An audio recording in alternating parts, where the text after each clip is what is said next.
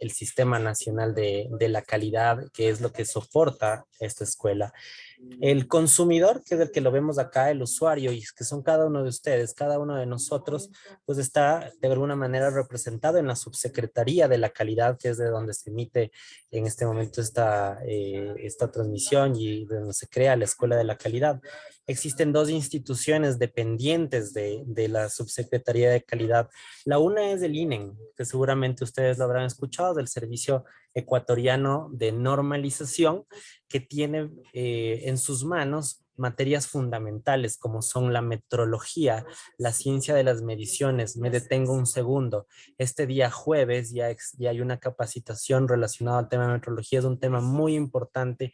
Todo se mide en las industrias desde pesos, volúmenes, presiones, temas eléctricos, temas de producto, de servicio. Todo es susceptible a medición y la ciencia de las mediciones, justamente la metrología, el día jueves no se pierde, es un evento interesantísimo dictado por expertos en metrología.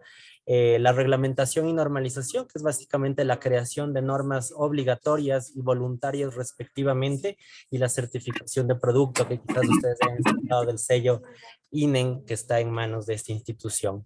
Todo lo que son los organismos que acreditan o certifican conformidad están en manos del SAE. Por ejemplo, si es que quiero exportar un producto y ese producto necesita un certificado, quiero exportar una fruta, una pitahaya, por ejemplo, a Europa, y ese producto necesita una certificación, tiene que haber un organismo que certifique que yo cumplo cierta normativa. Y ese organismo, ese OS o organismo evaluador de la conformidad, está bajo el paraguas o el control del Servicio de Acreditación Ecuatoriano, que es el SAE. También existen entes reguladores de la calidad en temas de energía, ambiente, salud, transporte, agricultura y turismo, y la idea es trabajar todos en conjunto porque la calidad es un tema transversal. Hablamos de calidad en educación, en el turismo, calidad en el transporte, calidad agrícola, calidad ambiental, que están en manos de los reguladores. Y lógicamente la industria, las cámaras, gremios, la academia, que todos estamos agrupados en esta escuela para trabajar en conjunto en favor de la calidad. Hay un tema importante que me gustaría que lo sepan. Algunos, como decía, los que participaron en eventos anteriores ya habrán escuchado, pero quizás otros no. Y les confieso un tema: hasta el día en que yo entré a esta subsecretaría no conocía de la vigilancia de mercado. Existe una dirección dentro de la subsecretaría en donde, por ejemplo, si usted compra en algún momento un televisor y ese televisor no funciona o no cumple las características por las cuales usted pagó, usted puede, a través de esta dirección acá en la subsecretaría de la calidad, usted puede poner una denuncia como defensa del consumidor, y aquí se pueden hacer mediaciones entre el proveedor y el consumidor para que usted no se vea afectado cuando son temas de calidad. También se vigila el mercado, se hacen inspecciones directamente en el mercado acerca de la calidad del producto y cumplimiento de las normas. Un tema importante: al finalizar este curso, usted va a recibir un link para que se registre y obtenga su certificado. Esto sucede al finalizar el curso. Les voy a pedir un favor muy especial: verifique el mail que usted coloca, porque hemos tenido algunas novedades, no muchas, pero de personas que se han registrado y que sus mails están mal digitados, y eso quizás les da mala atención a ustedes cuando no les llega sus certificados, que en algunas ocasiones sus datos no han sido bien colocados. Bienvenidos a este curso de análisis de riesgos en empresas de alimentos, uno de los temas más solicitados. Tenemos con nosotros el privilegio y el honor de tener a Luis Arce, que es un profesional en tecnología de alimentos con maestría en gestión de calidad y productividad. Tiene muchísima experiencia en grandes empresas, con más de 15 años dando consultoría, capacitación y auditorías en sistema de gestión de inocuidad alimentaria, que es el tema que nos reúne hoy día. Es auditor e instructor para la empresa SGS del Ecuador, que ellos es una empresa que hace certificación básicamente en sistemas de gestión. Tenemos con nosotros entonces a Luis. Te doy la bienvenida. Muchas gracias por estar aquí y espero que todos Estoy seguro que todos vamos a aprender muchísimo. Les voy a pedir que a todas las personas que tienen preguntas a medida que vaya desarrollándose esta capacitación, las pueden realizar a través del chat. Estamos abiertos también a que si usted quiere abrir su micrófono para hacer su pregunta, lo puede hacer lógicamente, pero podemos ir digitando nuestras preguntas a través del chat y las vamos a contestar en lo posible a todas, agrupando inclusive las que sean similares. Luis está dispuesto a contestarlas todas. Muchas gracias, Luis. Te doy la palabra y mucho éxito. Gracias. Muchísimas gracias, Marcelo. Un gusto, buenas tardes con todos. Permítanme solo poner en pantalla la presentación y arrancamos.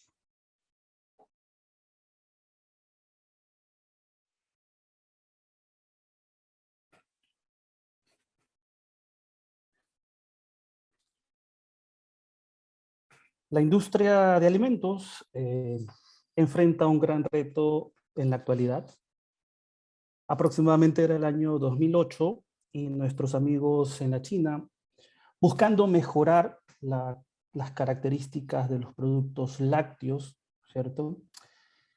Se adentraron en unas mejoras que hasta cierto punto y luego pudimos conocer que no eran permitidas. Esas mejoras en los alimentos lácteos ocasionó la muerte de algunos bebés, para ser exactos, 6 bebés fallecieron y otros 300.000 resultaron afectados, principalmente en su sistema renal, debido al consumo de leche contaminada.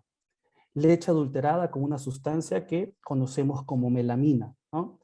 En pro de cubrir ciertas deficiencias de los productos, en pro de generar una ventaja de mercado, en pro de generar mayor réditos económicos, este par de industrias chinas introdujo la sustancia melamina para mejorar los niveles proteicos. Obviamente esta sustancia melamina pues es utilizada principalmente para la producción de productos lácteos, para la producción de productos a base de laca, y que el cuerpo pues lamentablemente no puede desdoblar.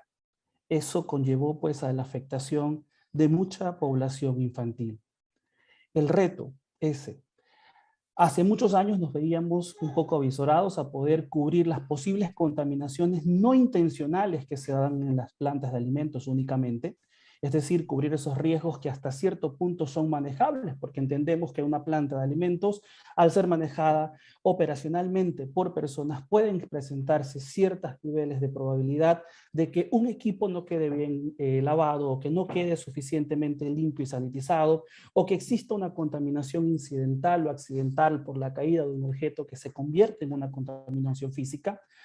Sin embargo, ahora tenemos que cubrir también ciertas eventualidades que están relacionadas con las posibles contaminaciones intencionales.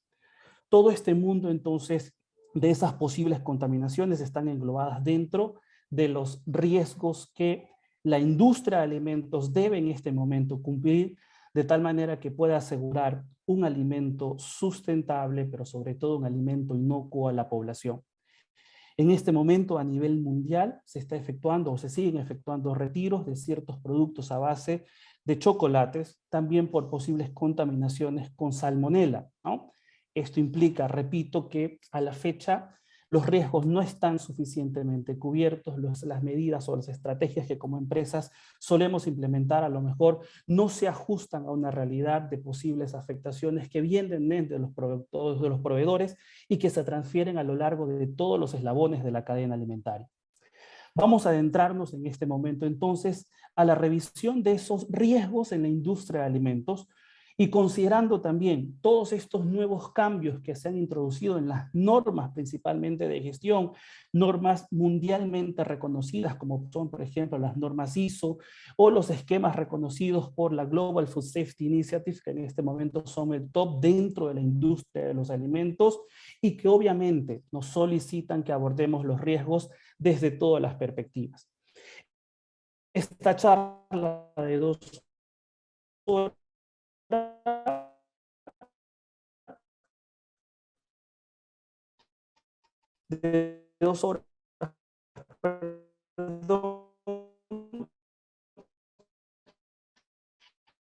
buscará cubrir los que van a incluir ¿no? de los estratégico que nos hemos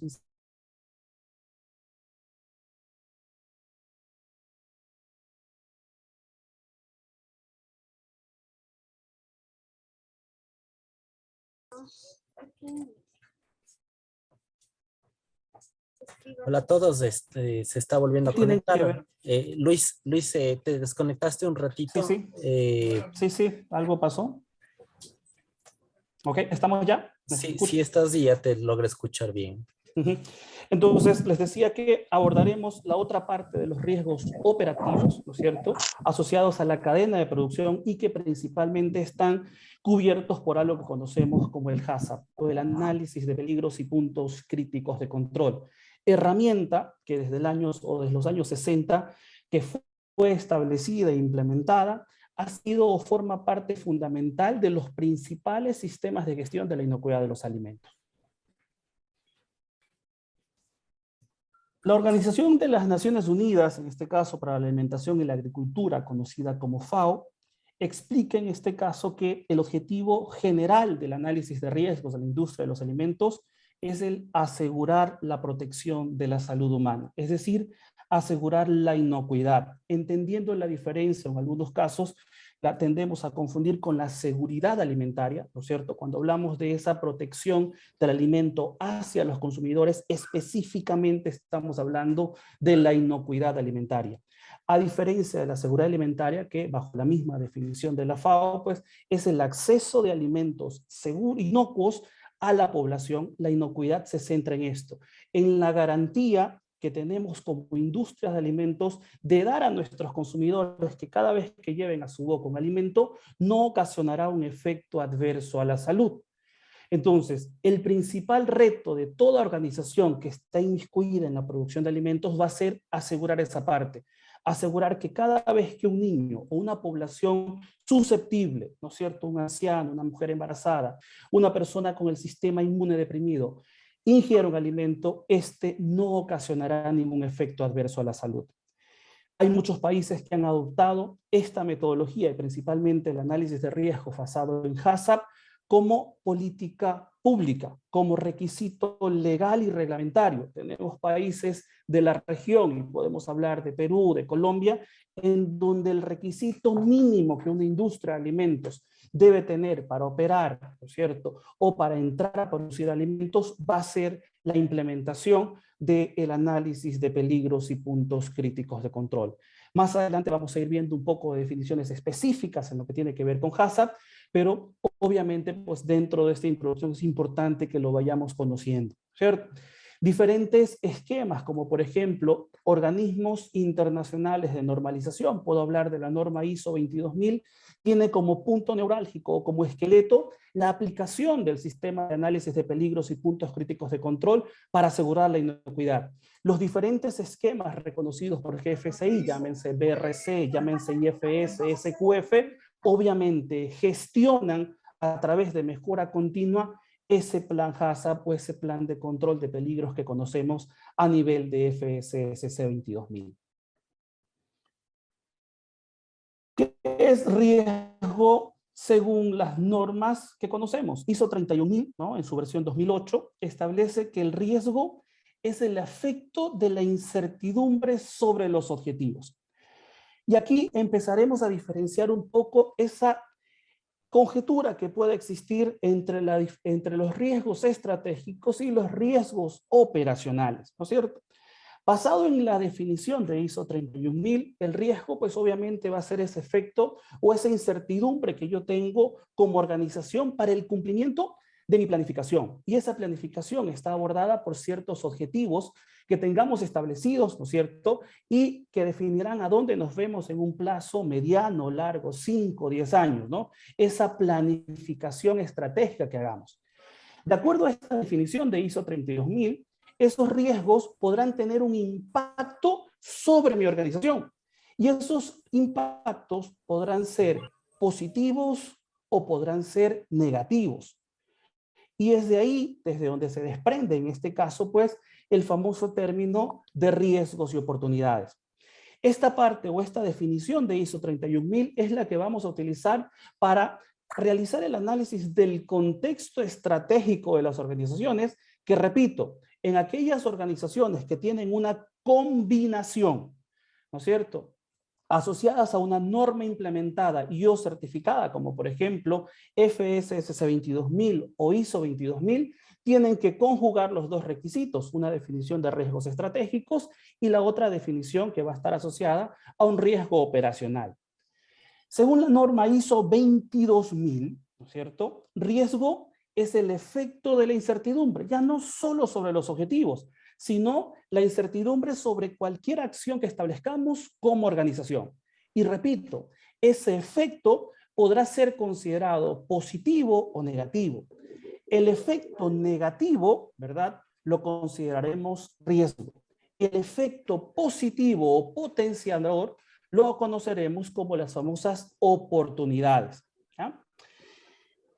El riesgo, entonces, se relaciona principalmente con posibles eventos que se puedan presentar o consecuencias o la combinación de estos que se puedan presentar en la industria. ¿No?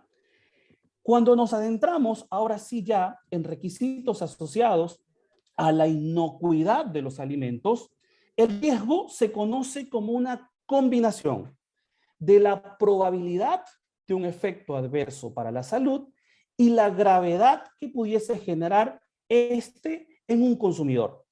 Entendiendo un poco la diferencia y que solemos en algún momento pues ahí llevar a cabo, de que esos riesgos son ocasionados por posibles peligros que puedan estar presentes en los alimentos.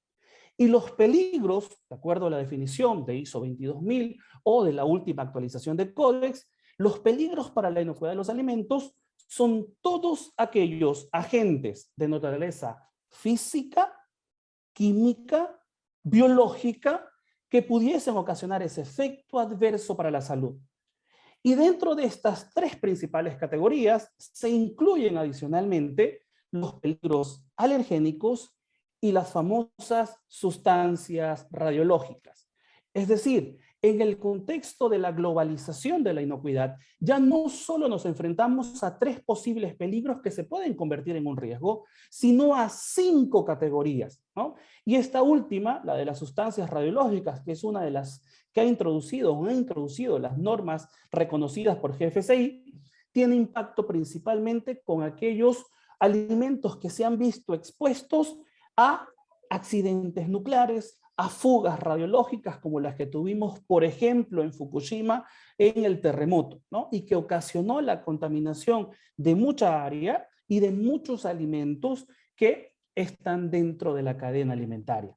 Entonces, contextualizando hasta aquí lo que hemos visto, recuerden, el riesgo va a estar dado por, o está definido como un efecto de la incertidumbre desde el punto de vista estratégico que pudiesen afectar la consecución de los objetivos, y riesgo desde el punto de vista alimenticio o de inocuidad alimentaria que se da o se define como una combinación de la probabilidad de que un peligro esté presente en el alimento versus o multiplicado por la severidad, que va a ser el impacto, ¿no es cierto?, la gravedad, el daño que puede ocasionar esto en la salud del consumidor. Y ese daño puede ser pues una enfermedad leve, una enfermedad grave o inclusive la muerte, ¿no?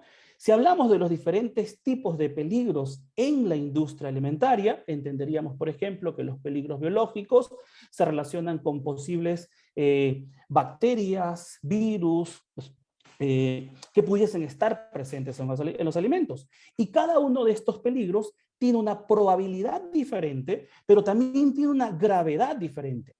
¿Qué es lo que gestiona la organización o qué está dentro de las manos de la organización poder administrar? Principal y únicamente la probabilidad.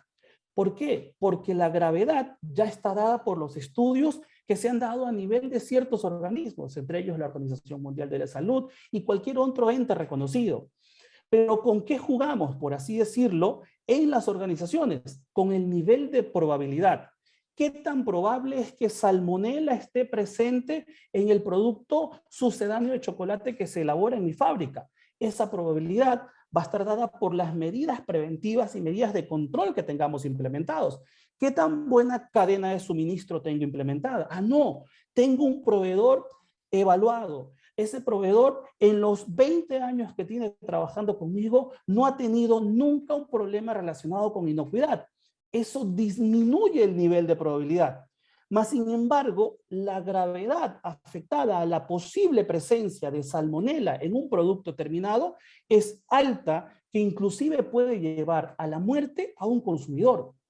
Si hablamos, por ejemplo, de productos que son distribuidos a la cadena alimenticia en estado de congelación, supongamos, un helado, ¿no es cierto?, en donde tengo la posibilidad de que el peligro listeria esté presente, ¿cierto? ¿Qué tan buenas son mis cadenas de control? ¿Qué tan buenas son mis medidas de control? ¿Cómo he asegurado mis procesos de limpieza? ¿Cómo manejo las temperaturas dentro de mi fábrica de tal manera que no se genere un posible condensado? ¿Qué tal están las medidas de limpieza e higiene en mis sistemas de drenajes? Hablo de esto porque en el caso puntual, por ejemplo, de listeria, tengo posibilidades de generación, acumulación o de nichos de formación en esas áreas. Si mis medidas de control están fuertes, son robustas, es decir, tengo asegurados buenos procesos de limpieza, la cadena de frío de mi organización es adecuada y no tengo deltas de temperatura, pues voy a tener menor probabilidad de generar un condensado, tener menor probabilidad de generar listeria en drenajes. Pero obviamente, eso lo administro como organización, eso está dentro de las manos de mi empresa poder manejarlo. A la otra parte, ¿cuál sería la severidad o cuál sería el impacto que pudiese generar listeria en un consumidor? Obviamente lo puede llevar a la muerte. Si hablamos de personas con el sistema inmune deprimido, ¿no?, lo puede llevar a la muerte. Si hablamos de mujeres embarazadas, puede ocasionar abortos espontáneos, pero eso no lo determino como organización. Es decir, no tengo el control sobre el efecto que ocasiona un peligro de seguridad o de inocuidad alimentaria. Tengo control sobre la probabilidad. ¿De qué depende entonces que esos peligros no se materialicen en los alimentos que entregamos? De cómo administramos y gestionamos los riesgos. Es decir, que nuestras organizaciones asociadas a la producción de alimentos deben estar enfocadas en disminuir en lo posible o en lo máximo posible la probabilidad de aparición de peligros. ¿Por qué? Los peligros estarán siempre presentes en cualquier operación de manufactura. ¿Qué debemos hacer como organizaciones? Repito, disminuir la probabilidad. La gestión entonces de riesgos estratégicos es una herramienta que utilizan las organizaciones, en este caso, para tomar decisiones. Y las decisiones van a tener que ver con quién dirige la organización al más alto nivel, es decir, cómo asegura una continuidad de negocio. Hasta antes del año 2020, ¿no?, dentro de la experiencia que manejamos como auditores, como consultores en la industria, muy pocas organizaciones habían abordado la posibilidad de una pandemia, ¿no? Eran muy pocas las organizaciones que tenían avisorado que eso pudiese transformarse en un riesgo. La industria de alimentos se vio afectada porque la operación hasta cierto punto se detuvo en ciertos casos, ¿no es cierto? Se cerraron ciertos puertos, se restringieron vuelos, no teníamos acceso o facilidad para adquirir materias primas, la disponibilidad de mi personal bajó y obviamente considerando, por ejemplo, el tema de pandemia, que hasta el momento no existe una evidencia confirmada de que SARS-CoV-2 sea transmitido por alimentos, no generó un riesgo directo para la inocuidad, pero sí generó un riesgo estratégico. ¿Por qué? Porque nos afectó la operación. ¿Qué piden las normas asociadas a gestión? Que llevemos a cabo una gestión de riesgos, una identificación, ¿no es cierto?, y gestión de riesgos orientadas a eso, a establecer estrategias que nos permitan continuar la operación. Yo puedo ser una empresa que asegura la inocuidad en todos sus aspectos, pero si dejo de lado la otra parte, la parte económica, la parte financiera, la parte de competitividad, pues no voy a durar a largo plazo, entonces me voy a ver afectado como tal. En la gestión de riesgos estratégicos es una herramienta entonces que me va a permitir interactuar con algunos actores, ¿no? Las partes externas, en este caso el mercado, la competencia, los clientes, los consumidores, las autoridades legales, reglamentarias. Las normas, en este caso de gestión, en este momento, están orientadas a que las empresas satisfagan no solo los requisitos del cliente. Eso quedó para antes del 2008, ¿no es cierto? Principalmente. En este momento, la mayor parte de normas habla ya no solo del cliente, habla de las partes interesadas. Y las partes interesadas, repito, son todas aquellas personas u organizaciones que se benefician o se impactan por mi operación. Entonces yo tengo que satisfacer como organización cada una de ellas. Y esas partes interesadas, repito, pueden ser internas o pueden ser externas. Hablamos de las externas. A nivel interno tengo al colaborador, tengo al accionista, ¿no es cierto?, que obviamente obtiene un beneficio o se impacta por la operación de mi empresa. Entonces, dentro de la gestión estratégica, y que entiendo pues algunos de los que pudieron participar en algunas sesiones anteriores, ya lo vieron en algunas charlas, ¿cuál es la perspectiva que tienen estas normas para hacer un enfoque asociado a algo que conocemos como un contexto organizacional y de ese contexto desprendernos a lo que conocemos como riesgos y oportunidades? ¿Por qué se ha introducido entonces este requisito en diversas normas? ¿No? El objetivo va a ser conducir a mi organización a un nivel diferente, a un nivel estratégico de planeación. Y obviamente, en las industrias de alimentos no podemos dejar de lado nunca la inocuidad. Hay un dicho por ahí, ¿no?, que en algunas ocasiones pues no he llegado a compartir. Entonces se dice que la calidad es negociable, la inocuidad no. Depende de qué tipo de calidad se hable, ¿de acuerdo? ¿No? Sin embargo, ¿no es cierto?, toda industria de alimentos va a tener intrínsecamente, ¿no?, un requisito de sus consumidores como o a la inocuidad. ¿Por qué debemos abordar estos temas estratégicos en la industria de alimentos? Porque la inocuidad es una responsabilidad compartida en quien recae el primer nivel de responsabilidad, ¿no?, asociada en este caso al cumplimiento de aspectos de inocuidad, va a ser sobre la alta dirección. Si no tenemos una gerencia comprometida, una gerencia que crea en los sistemas y no solo en el papel que vamos a recibir. ¿Por qué? Porque el cliente me dijo que si no tengo la certificación no le puedo vender. O porque si no tengo la certificación, el departamento comercial o el proceso comercial me va a decir tengo las manos atadas, ¿no? Lo que pasa en ciertas organizaciones. Los sistemas de gestión de inocuidad deben ser parte del día a día de la industria. Y obviamente, en función de que esos sistemas de gestión deben ser parte del día a día, van a convertirse principalmente en una herramienta de prevención estratégica de problemas, ¿no? ¿Por qué debo prevenir problemas? Para evitar sanciones, para evitar clausuras, para evitar algún tipo de multa, ¿no?, quejas por parte de nuestros consumidores. Y por otra parte, para tener la posibilidad de detectar oportunidades. Oportunidades que si lo evaluamos frente a lo que vimos anteriormente, esos riesgos positivos, por así decirlo, nos van a dar la posibilidad de crecer en el mercado o de tener una ventaja competitiva. Entonces, cuando establecemos una planeación estratégica dentro de nuestra organización, va a estar siempre enfocada en cuáles van a ser los objetivos que tengo como organización. ¿Qué debo tomar en consideración para conducir a mi organización a ese nivel superior? Es decir, ese nivel que me diferencie de mi competencia directa, que me asegure un mayor nivel de credibilidad, que me asegure confianza, ¿no? Yo pienso, y a veces lo he dicho, que la industria de alimentos es algo así como la industria del seguro. Yo vendo confianza de un consumidor en que puede llevar un producto a su boca sin el mayor peligro o sin la mayor preocupación. Para llevar a cabo, ¿no es cierto?, esta evaluación o este enfoque estratégico, debemos considerar, como les decía anteriormente, algunas cuestiones, ¿no? Externas e internas.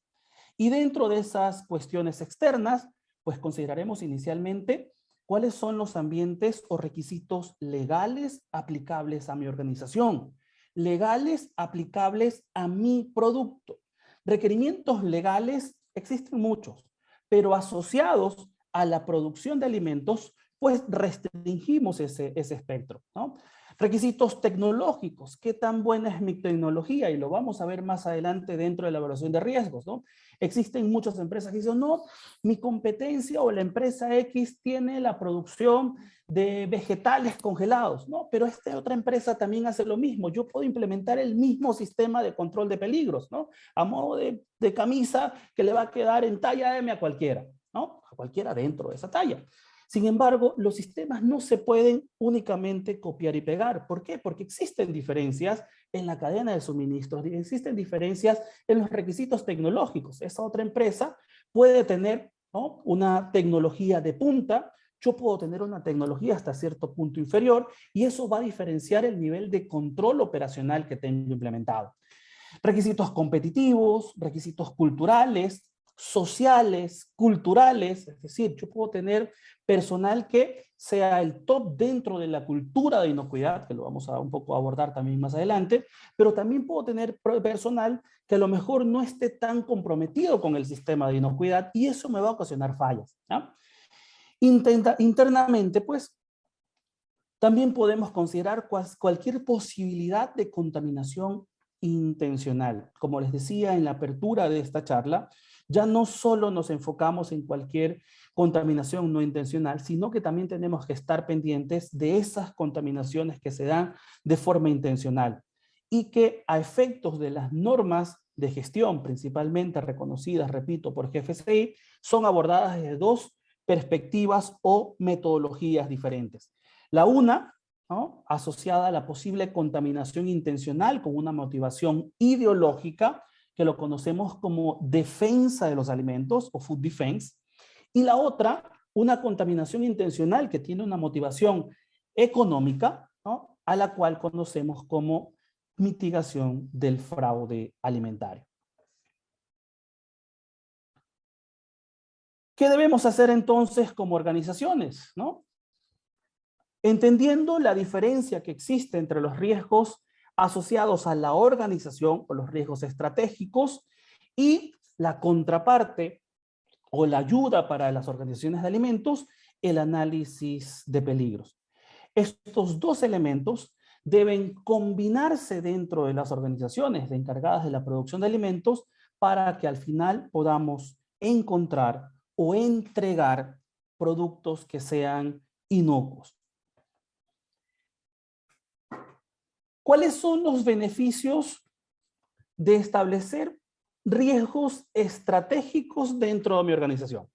¿No? Primero, vamos a ocasionar mayor confianza en mi cliente, mayor confianza de mi cliente, mayor confianza en mi producto, de tal manera que vamos a proteger y crear valor en nuestra empresa. Vamos a mejorar el proceso de toma de decisiones. Todas las metodologías orientadas a la evaluación de riesgos estratégicos van a tener también una combinación hasta cierto punto de qué tan probable es que se presente este riesgo y cuál va a ser el efecto sobre mi organización. Vamos a asegurar que el nivel de riesgo, ¿no?, que asumamos como organización es entendido, es apropiado y obviamente con la participación de la alta dirección, esto se va a traducir en posibles recursos asignados a mi organización. Vamos a fomentar una gestión proactiva, se van a asignar eficazmente y se van a usar eficazmente los recursos. Supongamos que un riesgo dentro de la organización desde el punto de vista estratégico va a ser que nos hace falta mejorar la cadena de frío en la distribución de mis alimentos congelados, ¿no? Y identificamos un posible riesgo asociado a la inocuidad, pero también es un riesgo estratégico. ¿Por qué? Porque mi competencia a lo mejor tiene una mejor cadena de frío. Si la gerencia entiende y comprende que eso requiere recursos y requiere la implementación de ciertas metodologías que al final van a asegurar la inocuidad y esa inocuidad se va a traducir también en posibles mejoras en las ventas, ¿no? Estamos asegurando o estamos implementando un requisito estratégico. La mejora de la probabilidad para conseguir resultados planificados ayuda en la mejora continua, ¿no? Los sistemas de gestión, ¿no?, están enfocados en ese principio o en ese ciclo de Deming de mejora continua, de planificar, hacer, verificar y actuar. Y obviamente la mayor parte de riesgos, sean estratégicos o sean de operación, tienen que ver con la experiencia. Si me pasó a mí, le pasó a mi competencia, ha pasado en la industria, ¿no?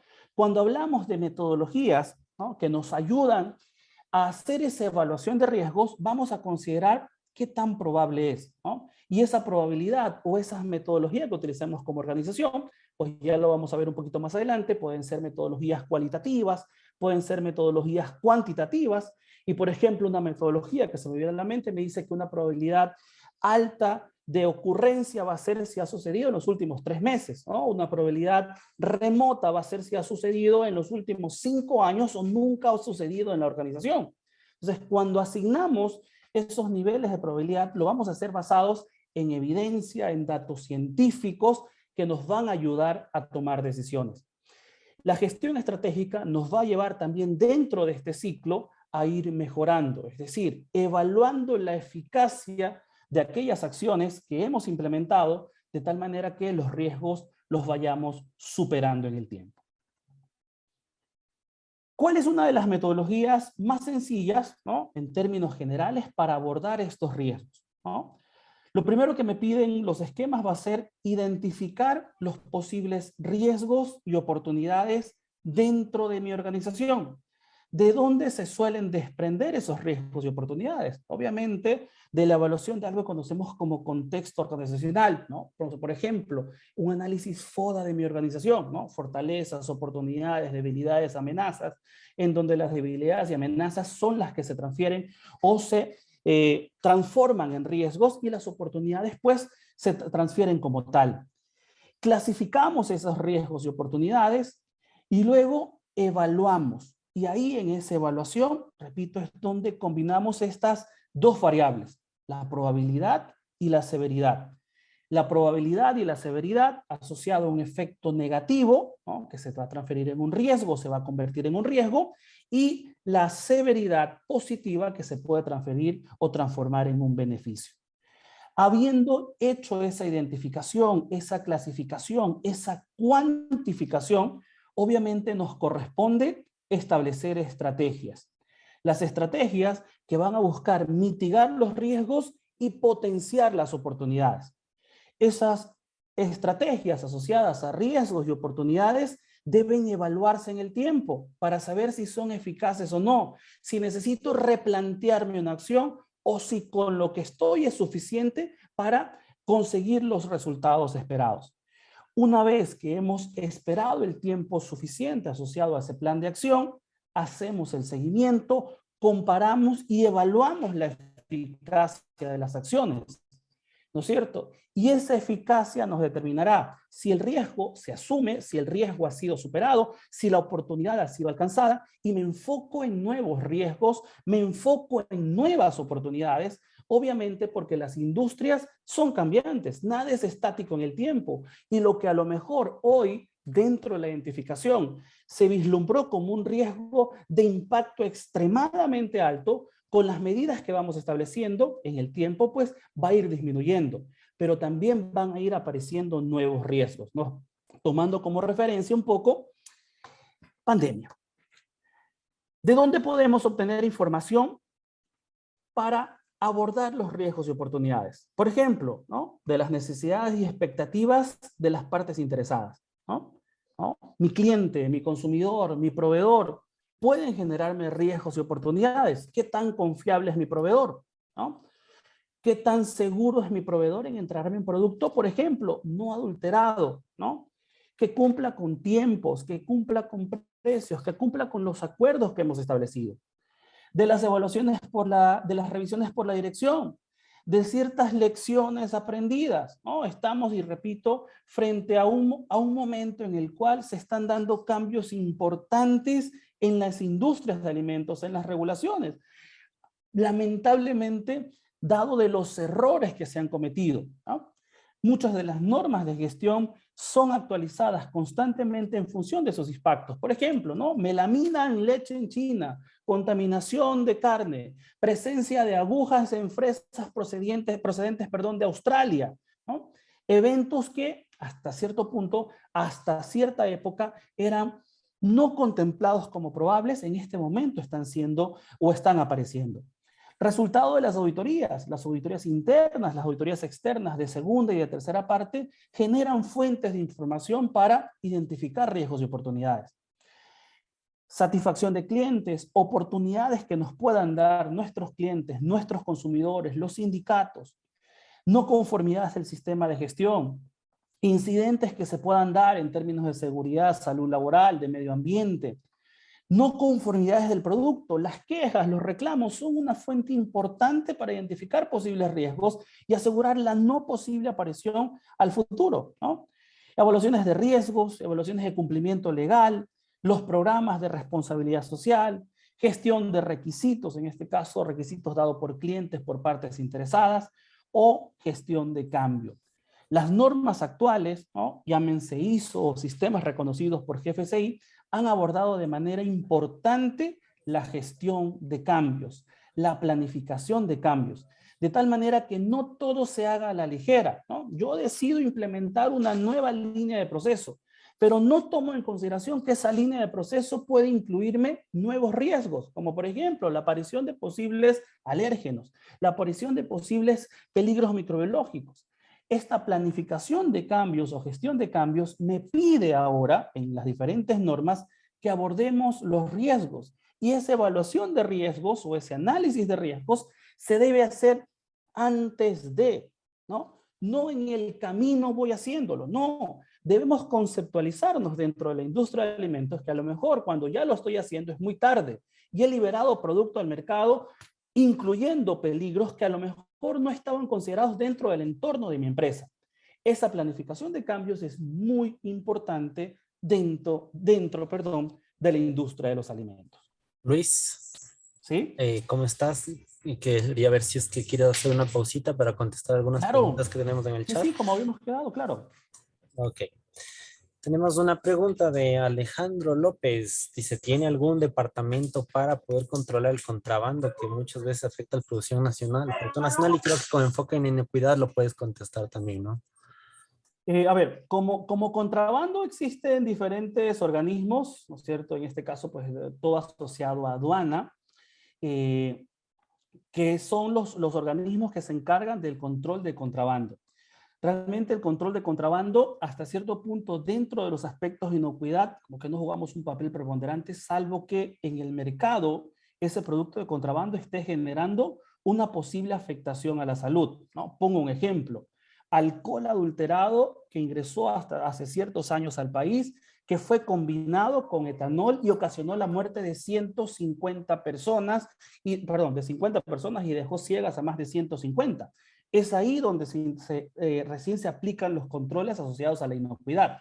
Ese evento, ¿no es cierto?, que fue considerado de fraude alimentario, es el segundo de mayor número de muertes a nivel mundial, ¿no? Pero como contrabando, ¿cierto?, existen otros organismos que son los encargados de controlarlo, ¿no? Agrocalidad, el ARSA, el INE van a estar un poco relacionados, en este caso, con los aspectos de inocuidad, de calidad, basados en normativas vigentes aplicables. No sé si por ahí he respondido un poco la pregunta.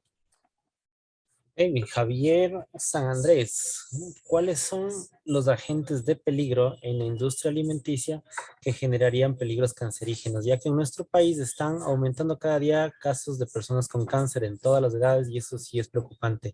¿Y cuál sería el control gubernamental?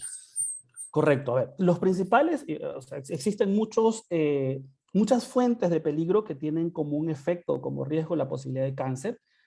Existen estudios, como les decía, de la Organización Mundial de la Salud, de algunos entes de control, que relacionan principalmente los peligros químicos con los precursores de cáncer. Por ejemplo, metales pesados, por ejemplo, micotoxinas que pudiesen estar presentes en los alimentos. Las normas INEN tienen los requisitos aplicables al producto. Muchos de ellos, pues, muchas de ellas son voluntarias, pero empresas que, por ejemplo, tienen certificación BPM o todas aquellas empresas que están funcionando dentro del marco de la ley, en cuyo caso, por ejemplo, la normativa 067 de buenas prácticas de manufactura es obligatoria de aplicación, se establece el cumplimiento de estos requisitos aplicables al producto. Entonces, metales pesados como el plomo, el arsénico, el cadmio, el mercurio, ¿no? Son precursores ya comprobados de ciertos niveles de cáncer. Ciertas sustancias agregadas a producto, como por ejemplo preservantes, ¿no? Puedo mencionarles nitrito de sodio utilizado en los embutidos. Sí, en grandes concentraciones por consumos a largo plazo pueden ser precursores, en este caso, de formación de cáncer o de afectación por cáncer. ¿Quiénes son los encargados en este caso? ¿O cuáles son las medidas? Pues cumplir con las regulaciones, asegurar mi cadena de suministro desde el proveedor, porque muchos de estos peligros no se dan en la industria, son peligros que vienen desde la etapa anterior, ¿no es cierto? Es decir, desde el campo, por el uso indiscriminado de pesticidas o por el uso indiscriminado de antibióticos. ¿Qué debo hacer como organización? Establecer controles a la entrada. Dentro de la empresa productora de alimentos, pues, la posibilidad de generar más riesgos en términos de los que estamos hablando es un poco más reducida, ¿no? Porque debo tener condiciones de equipos que a lo mejor me están generando una posible contaminación o formación de sustancias en la fabricación. Repito, estos peligros se los considera como punto de entrada a la cadena alimenticia, entrenando al productor, entrenando a la producción primaria, asegurando controles a nivel de análisis de laboratorio. Entiendo que habrá listado en la, quizás de los listados de la organización que controla la parte de drogas en Estados Unidos, entiendo que habrá FDA, lista FDA. FDA, Códex Alimentarios, la norma Códex está en 193, establece los requisitos máximos permitidos de contaminantes en los alimentos, ¿no? Y esa norma Códex Extam, pues, es la base de casi todas nuestras normas INE. Entonces, Cintia Pacheco nos dice, ¿cuánto es el tiempo sugerido para realizar el seguimiento a las acciones que tú mencionabas anteriormente, así como la actualización de los riesgos identificados?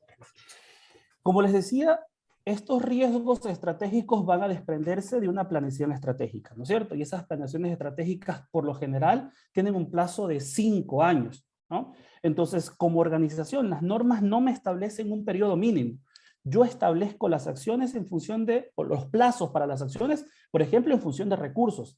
Si tengo que implementar una nueva infraestructura o si tengo que implementar una nueva tecnología, va a depender de los recursos necesarios por la organización. Entonces, no estoy atado, por ejemplo, a decir a 1 año o a 6 meses, no, dependerá del impacto que genera esta, de la criticidad y obviamente de la disponibilidad de recursos.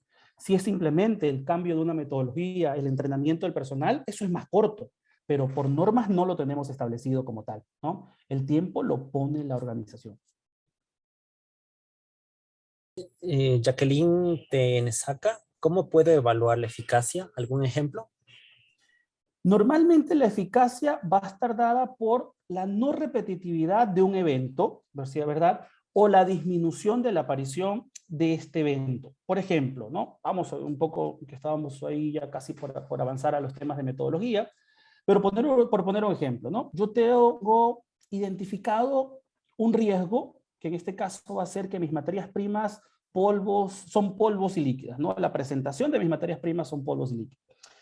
¿Cuál es el impacto que pudiese generar esa parte? ¿No? Que puede haber una posibilidad de cometimiento de un fraude alimentario.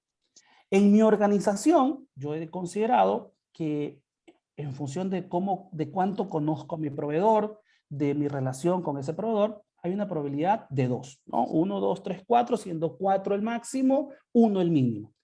Pero ¿cuál sería la severidad de ese riesgo? Pues va a ser alta, ¿no? ¿Por qué? Porque en el caso de un cometimiento de un fraude sobre un producto como estos, pudiese tener efectos importantes sobre la organización, sobre la seguridad alimentaria.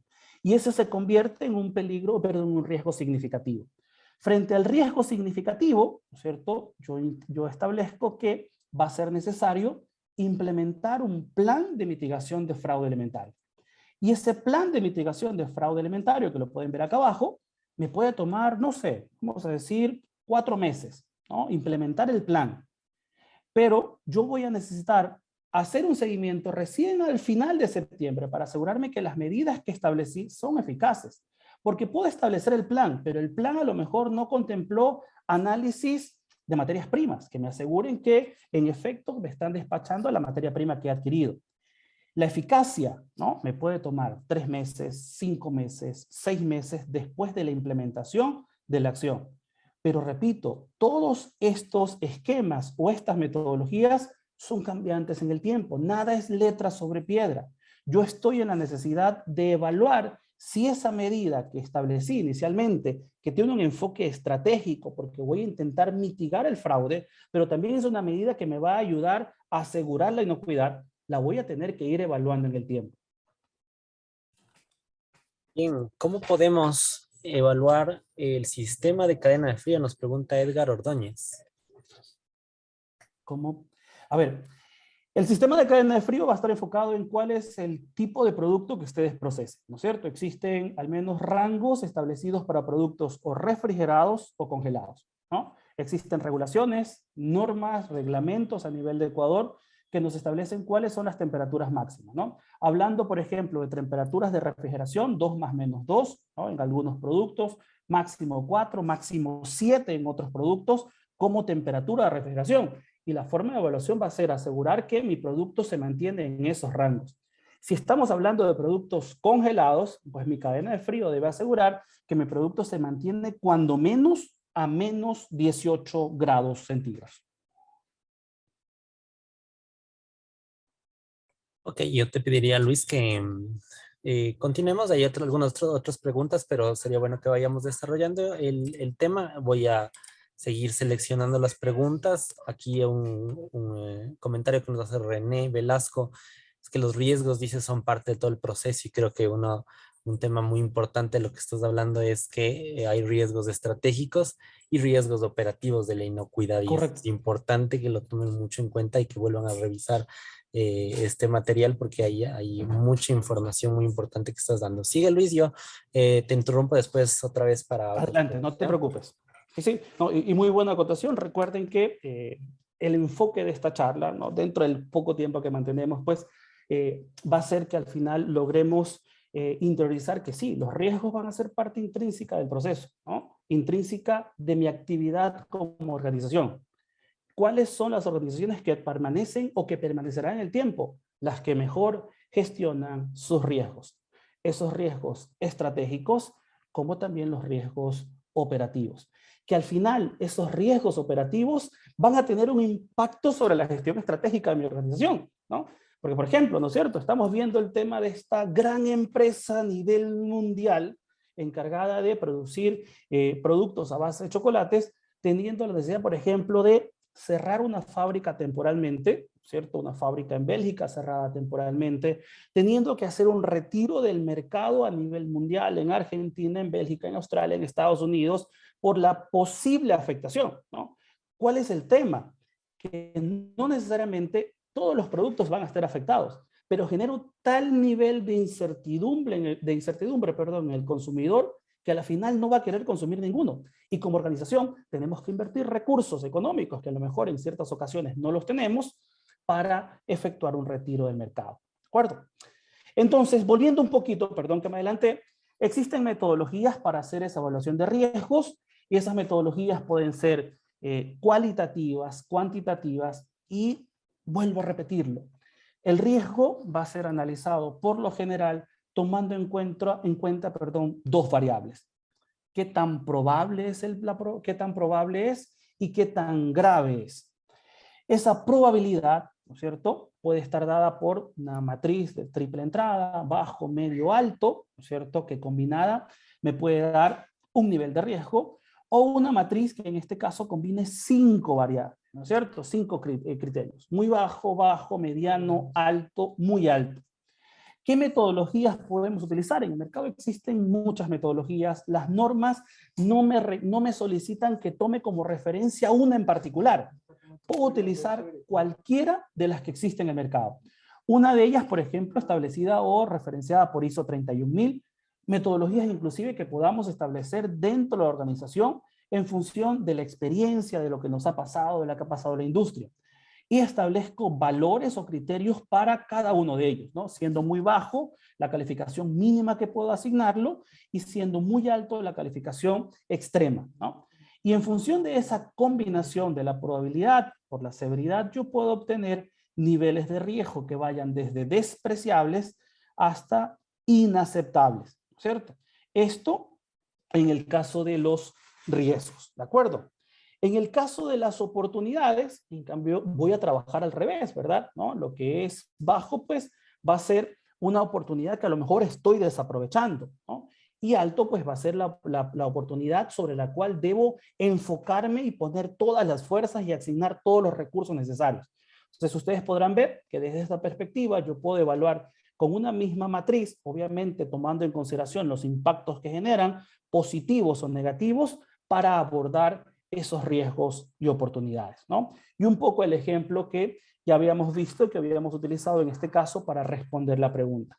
¿En qué consiste entonces la metodología? Identificamos los riesgos, ¿no es cierto? Esos riesgos, como les decía, van a tener una fuente, ¿no? ¿De dónde provienen? ¿Cómo los identifiqué? Para normas basadas, por ejemplo, en ISO 22, FSSC 22000, las fuentes pues puede ser el contexto de la organización, en este caso un análisis FODA que haga, o puede ser parte del proceso, ¿no? Por ahí existe una disyuntiva en cómo debo abordar los riesgos y oportunidades, si lo debo hacer por proceso y proceso por proceso identifica esos riesgos y oportunidades, o esto debe ser un enfoque estratégico, ¿no? Desde la perspectiva de la norma, el abordaje de riesgos y oportunidades es un concepto estratégico. Entonces, yo genero a través de ese análisis los posibles riesgos o amenazas, debilidades y también las oportunidades que se puedan implementar. Describo mi riesgo, describo cuál es el impacto que puede tener este, ¿no es cierto?, dentro de mi organización.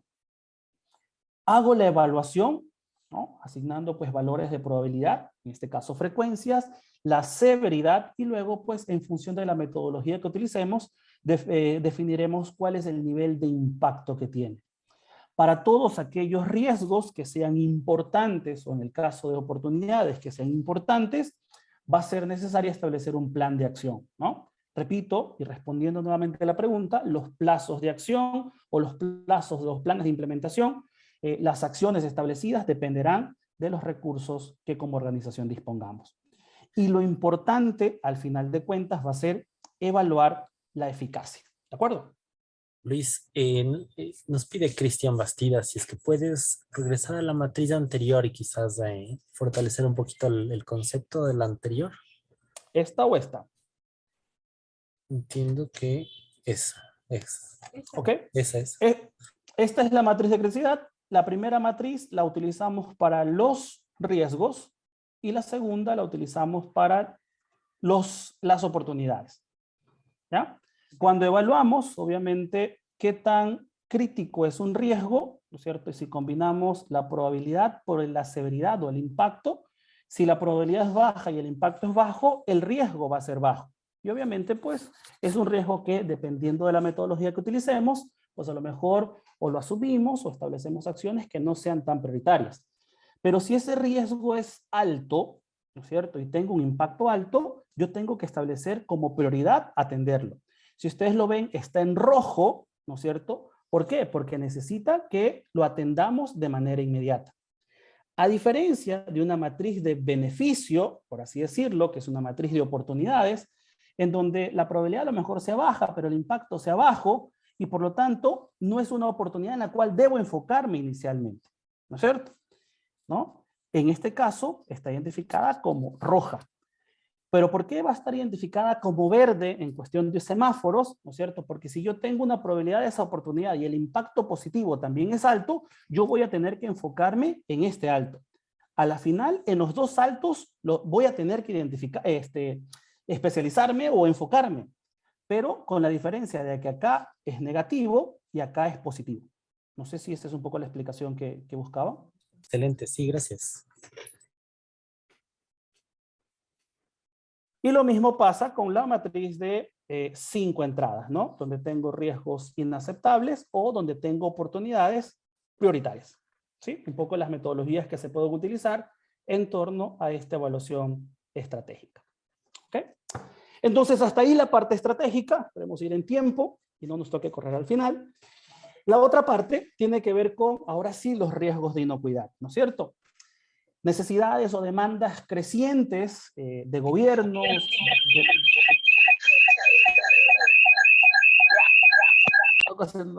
Gracias.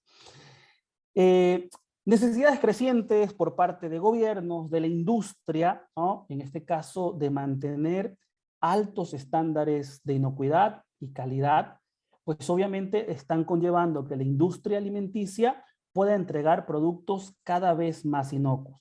Es más, en este momento existe también cierta tendencia al consumo de alimentos saludables, ¿no? Entonces ya empezamos a combinar otros requisitos asociados a inocuidad, ¿no? Y nos exigen, por ejemplo, productos libres de gluten, productos veganos, porque son las tendencias que se van generando. Entonces, la inocuidad, ¿no es cierto?, aparte de garantizar que el producto no ocasionará ese efecto adverso sobre la salud, también tiene que ir introduciendo estos nuevos requisitos, ¿no?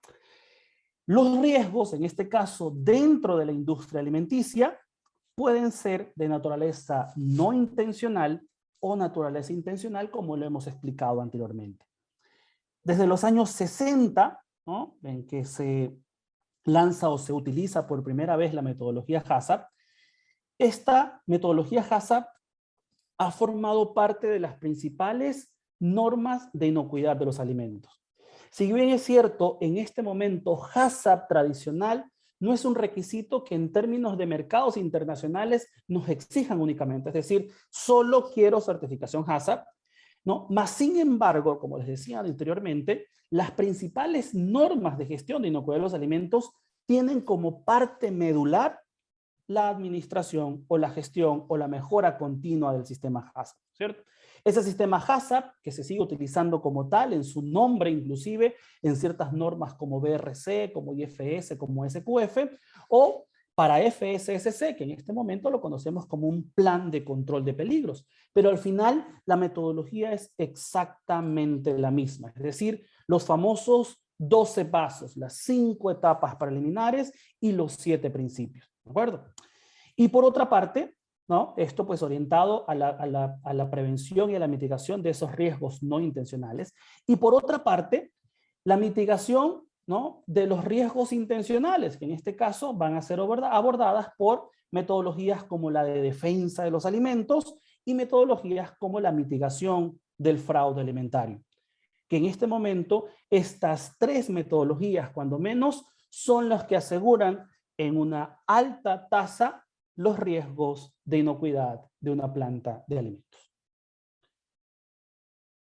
Esta versatilidad que ha tenido HACCP, ¿cierto?, en muchos casos, como les decía también previamente, ha incluido o ha asegurado que países tomen como referencia esta y la introduzcan dentro de la legislación.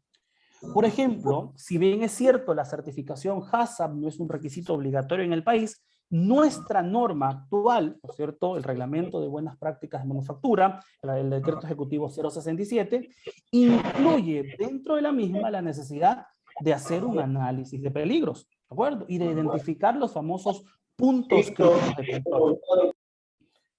Entonces, esos análisis de riesgo, de igual manera como lo habíamos visto en la etapa de riesgos estratégicos, pueden ser cualitativos o pueden ser cuantitativos.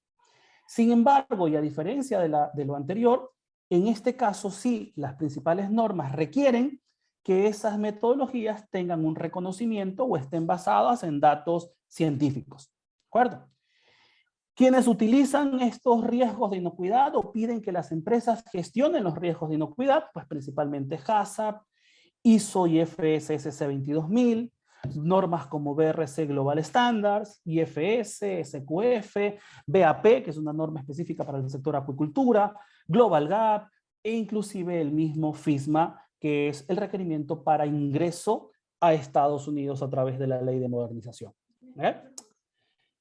¿Cuáles son las etapas entonces incluidas dentro de esta famosa evaluación de riesgos o análisis de riesgos de inocuidad?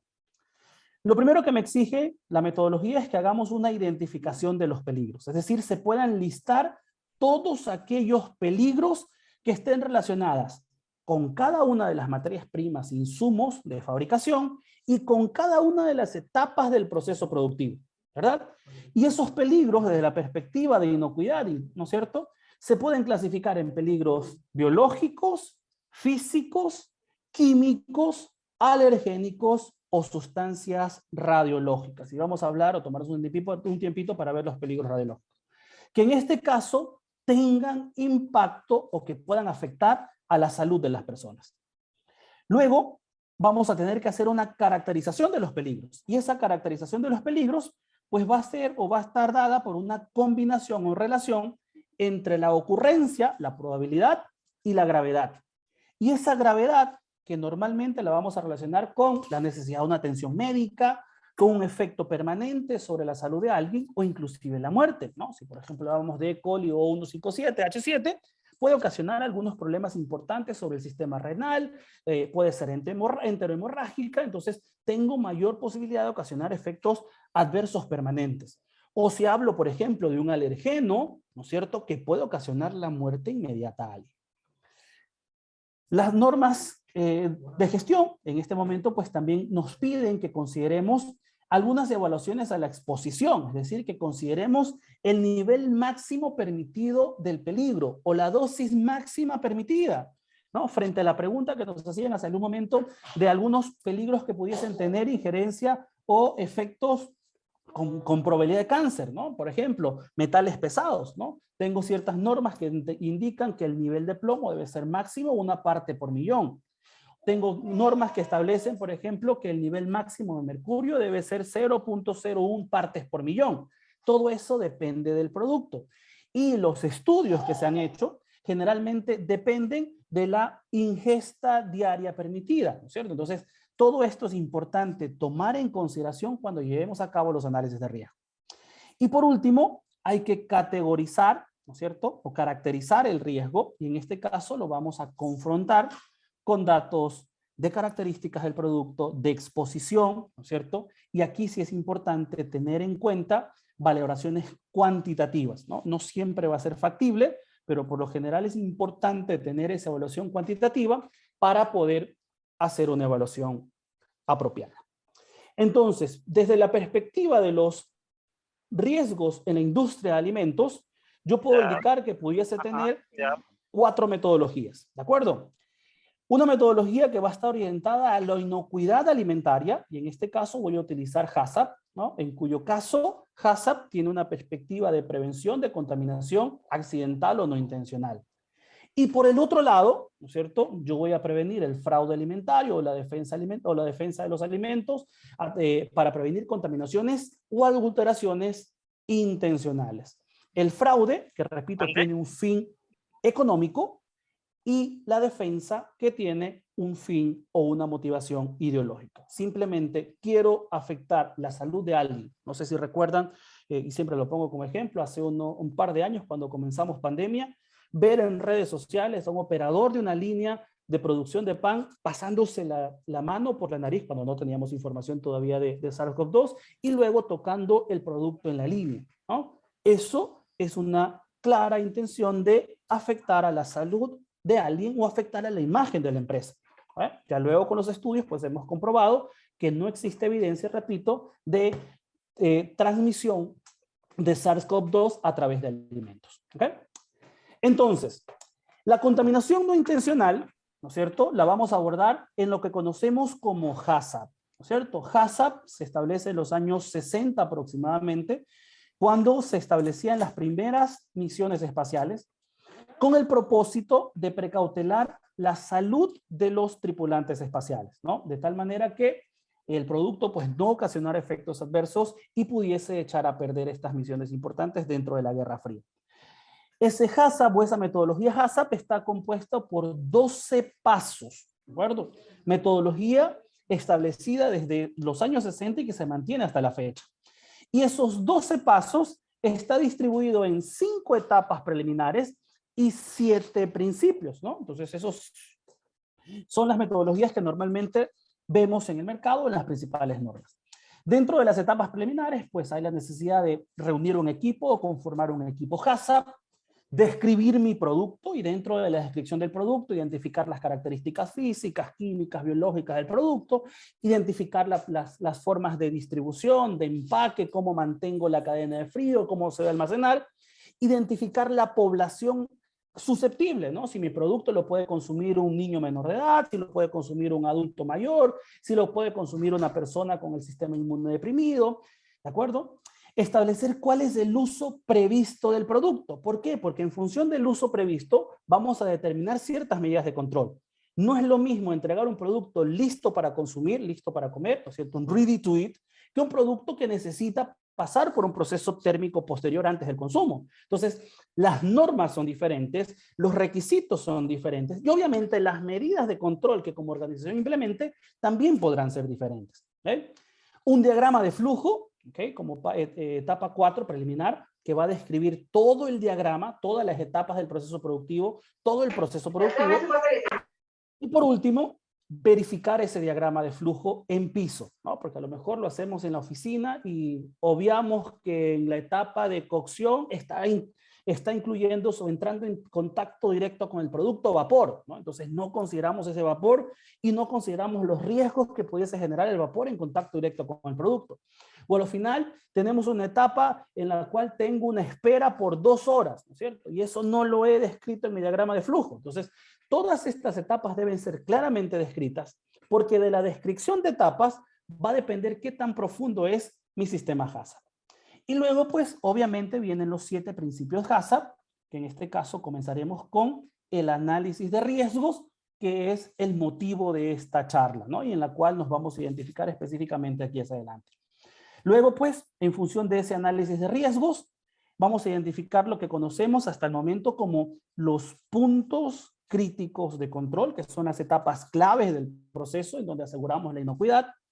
Para cada uno de esos puntos críticos de control se van a establecer límites críticos, es decir, el criterio que me va a separar lo aceptable de lo inaceptable.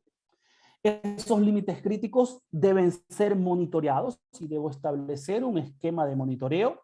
Y luego, si ese límite crítico se desvía, suponiendo que yo digo mi punto crítico de control es la pasteurización, en donde voy a controlar 84 grados centígrados por 15 segundos o por 20 segundos, ¿no? Entonces, si no se cumple o el tiempo o la temperatura, debo tomar una acción y esa acción va a ser correctiva para asegurar primero que el producto vuelva a ser inocuo y segundo para evitar que ese problema se vuelva a presentar, ¿no es cierto? Luego, pues, tal cual sucede en aerolíneas, por ejemplo, donde tenemos un chequeo cruzado, ¿no es cierto? El operador va a ser el encargado de controlar, por así decir, las temperaturas y los tiempos de pasteurización, pero a lo mejor el supervisor de producción o el supervisor de calidad, cada cierto tiempo, en intervalos más espaciados, va a ir a comprobar que en efecto el trabajo que está haciendo el operador realmente se lo está haciendo bien, ¿no? Y esos esquemas pues se denominan de verificación. O los análisis que yo hago sobre el producto, ¿no? A lo mejor produzco 100 lotes en una semana y yo digo que como verificación le voy a hacer análisis microbiológico al 30% de la producción. ¿Por qué? Porque esos puntos críticos de control que hemos identificado inicialmente deben validarse.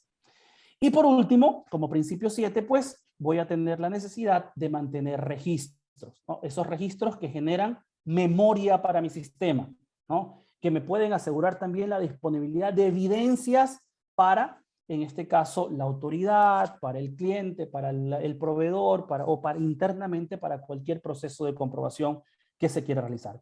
Entonces, los 12 pasos del CODES, en este caso para HACCP o para FDA, les repito, todos tienen el mismo principio. Para llegar entonces a hacer esa evaluación de riesgos, tenemos que considerar que la industria alimenticia puede estar inmersa o pueden presentarse los 5 tipos de peligros que habíamos visto anteriormente. Peligros biológicos, físicos, químicos, radiológicos o sustancias o alérgenos, ¿ya? ¿Qué es lo que va a pasar entonces, verdad? Un poco para ir al foco.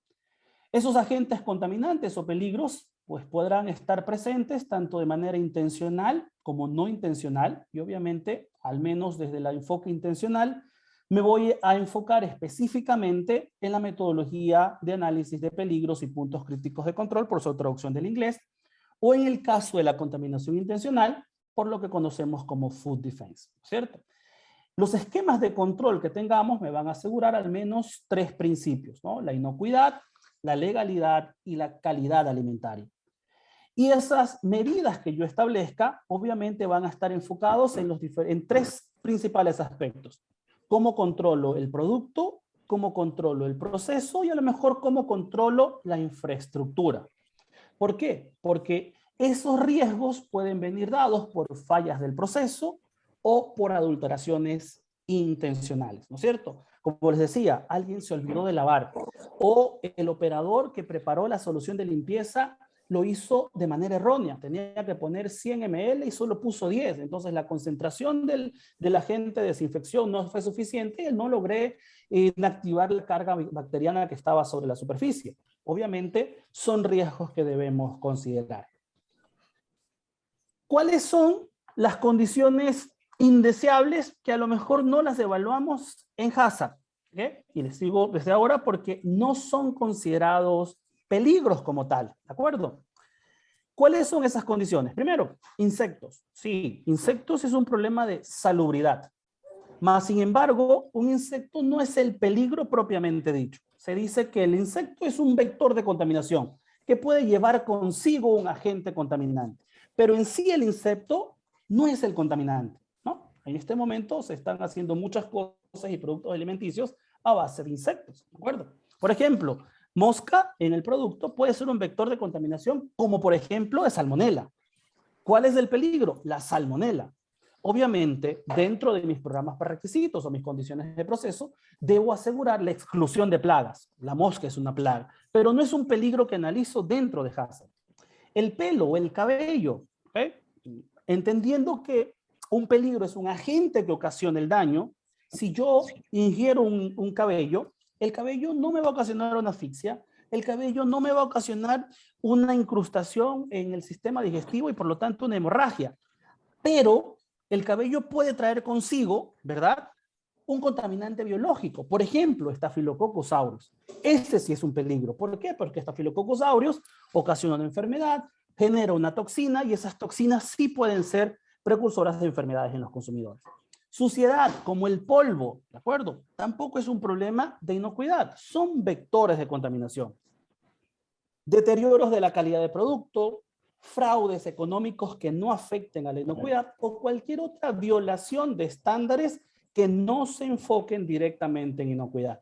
Es decir, ¿qué es lo que no esperamos encontrar en un HACCP? Alguno de estos mencionados en esta lista identificados como peligros. Lo primero que tenemos que hacer desde el enfoque del análisis de riesgos en la industria de alimentos es identificar adecuadamente el peligro. ¿Qué pasa si yo identifico insecto, por ejemplo, en mi análisis de peligros? ¿Cuál es el riesgo que voy a evaluar? ¿No? Cuando yo lo que debería evaluar es, ok, puedo tener salmonela. ¿Y cuál puede ser la fuente? Ok, una mala práctica de manufactura, la presencia de plagas dentro de mi planta, como por ejemplo la salmonela, o la presencia de plagas como por ejemplo palomas que sus heces también pueden transferir, en este caso, ciertos agentes bacterianos. Entonces, importante tener en cuenta qué es un peligro para la inocuidad de los alimentos y cuáles son vectores de contaminación para los alimentos. ¿De acuerdo? La metodología me pide que me enfoque inicialmente en identificar los peligros. Entonces, los peligros biológicos, cuando menos, pueden ser clasificados en este caso en bacterias, hongos, virus, parásitos, priones o en este caso levaduras. ¿De acuerdo? Virus como el de la hepatitis, ¿no es cierto? Que ese sí es un problema de inocuidad de los alimentos. ¿Por qué? Porque el virus de la hepatitis se puede transferir por agua contaminada o por alimentos contaminados. Bacterias patógenas, ¿no es cierto?, son consideradas también peligros biológicos.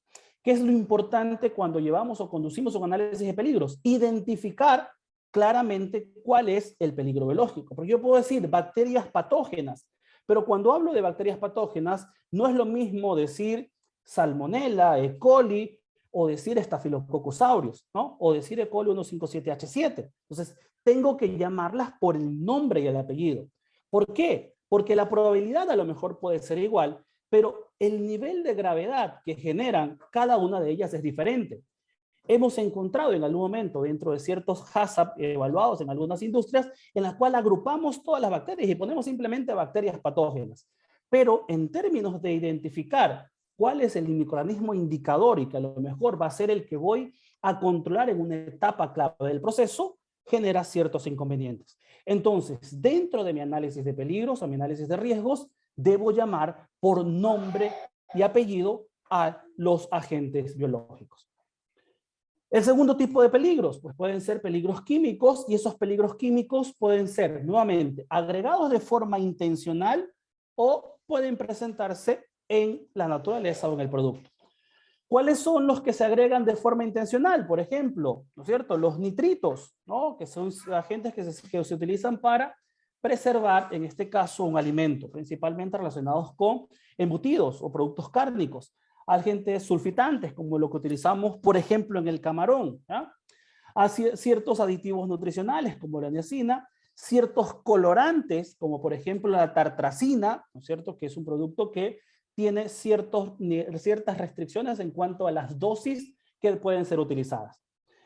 Agregados, en este caso, de forma no intencional, respondiendo a la pregunta de dónde pueden venir estos contaminantes. Acá está, ¿no? De los químicos agrícolas. Por ejemplo, el uso de pesticidas, fungicidas, herbicidas, ciertos fertilizantes o ciertos antibióticos utilizados en la industria acuícola, ¿no?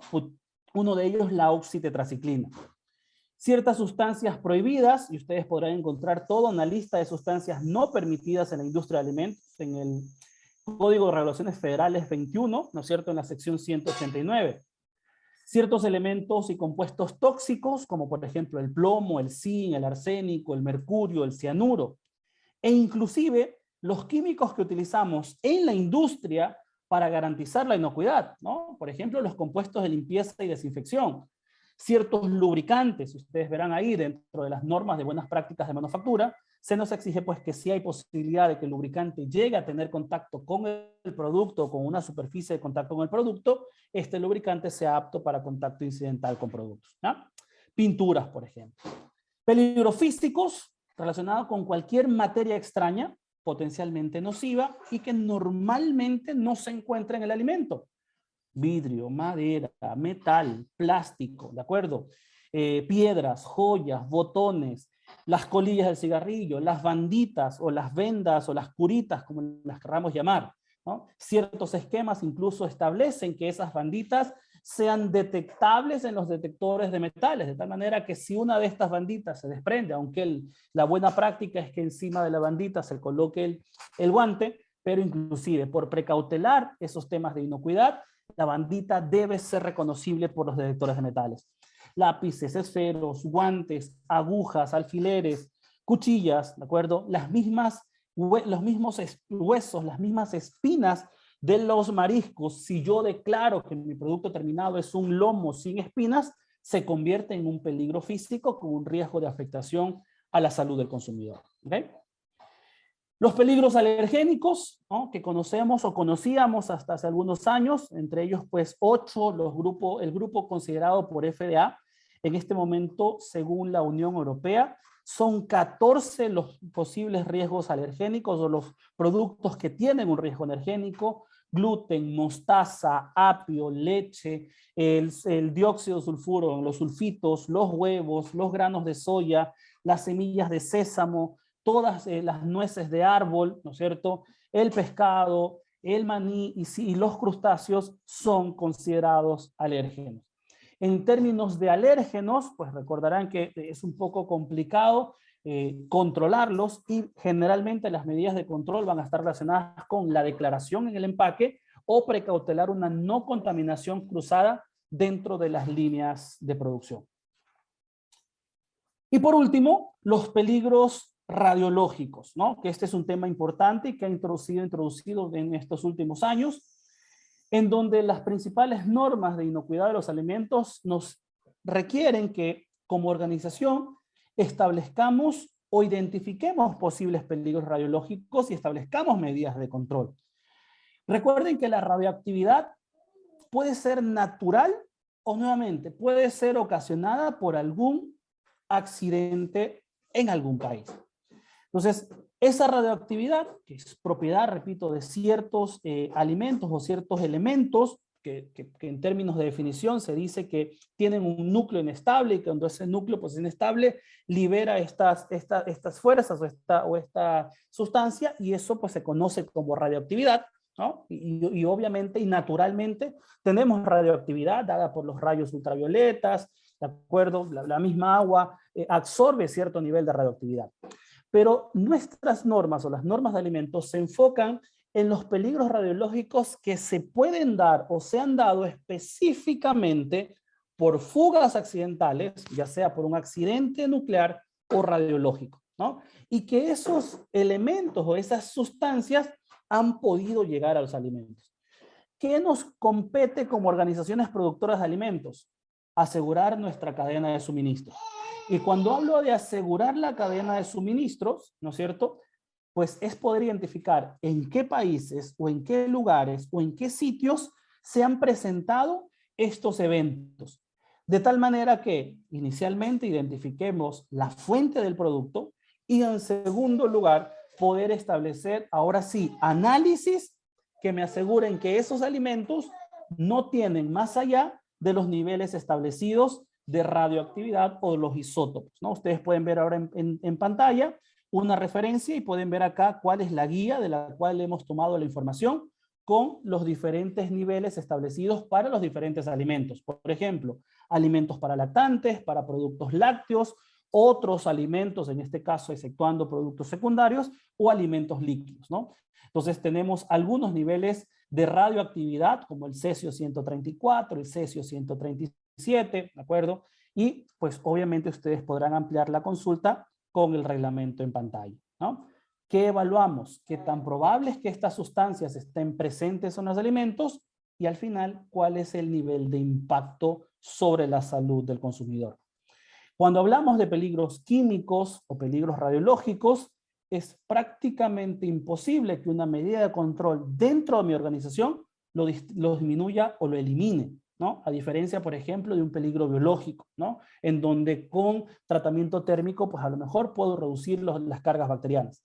Pero si hablamos de un producto contaminado con metales pesados o producto contaminado con pesticidas, para eso no existen medidas dentro de la organización, ¿ok?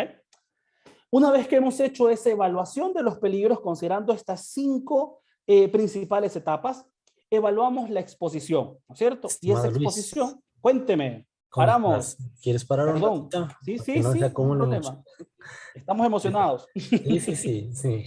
No, pero vamos muy bien. A ver, voy a insistir en quizás en una pregunta, aprovechando tu experiencia en el mundo de los alimentos provenientes del mar. Entiendo camarones, entiendo atún. Nos pregunta Jimmy Leonidas al mismo respecto de la pregunta del sistema de cadena de frío, pero dice en la cadena del frío del sector alimenticio, ¿cómo se puede controlar todos los inconvenientes que se presentan? ¿Hay algún sistema sabiendo que se trabaja a temperaturas muy bajas? No me queda clara la pregunta. No sé si Eh, nos Tal puedas... vez, tal vez Jimmy Kinde, si es que puede abrir su micrófono y aclarar la pregunta, le agradeceríamos mucho. Sí, sí, sí.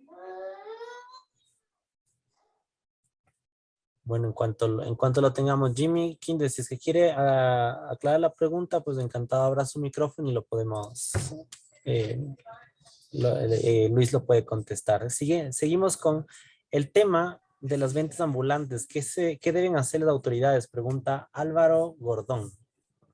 Bueno, decir que puede hacer la autoridad va a ser complicado, ¿no? Pero desde la experiencia, los controles en campo son importantes, ¿no? Es muy notorio que, por ejemplo, lugares con bajo nivel de control, por ejemplo, mercados municipales o, por ejemplo, ciertos sitios en donde se expenden productos que a lo mejor no cuentan con una notificación sanitaria, ¿no es cierto? Es donde se debe iniciar. Recuerden que existen normativas y regulaciones que establecen la obligatoriedad de contar, por ejemplo, con una notificación sanitaria para comercializar productos en territorio nacional, ¿no? Entonces, deberíamos comenzar por ahí. Y comparto un poco la preocupación o la pregunta del participante, ¿no? Porque dentro de la experiencia que tenemos tanto a nivel de consultoría como de auditoría, la queja es siempre, o sea, ¿por qué a las organizaciones que estamos en regla, ¿no? Y voy a utilizar las palabras, que estamos en regla, que cumplimos, son a las que siempre nos visitan, pero ahí en la esquina envasan agua y nadie lo dice, ¿no? ¿A qué invito a las organizaciones? A denunciar principalmente.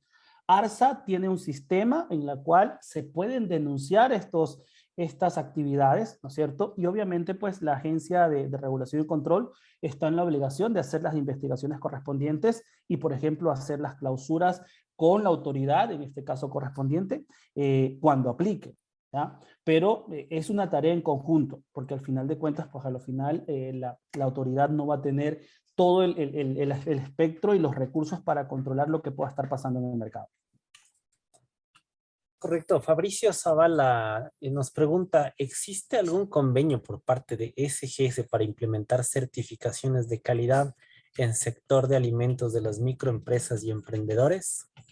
Hasta donde sé, al menos puedo hablar por SGS, en temas de implementación, por requisitos de acreditación, no se pueden hacer, ¿ya?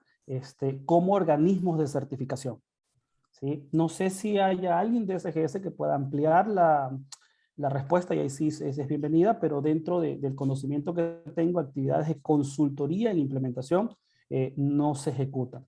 Entiendo que existen organizaciones, entre ellos el ministerio, ciertas organizaciones como FedExport en su momento, que eran quienes a través de proyectos con ciertos organismos internacionales como la Unión Europea, se podían hacer este tipo de actividades de consultoría.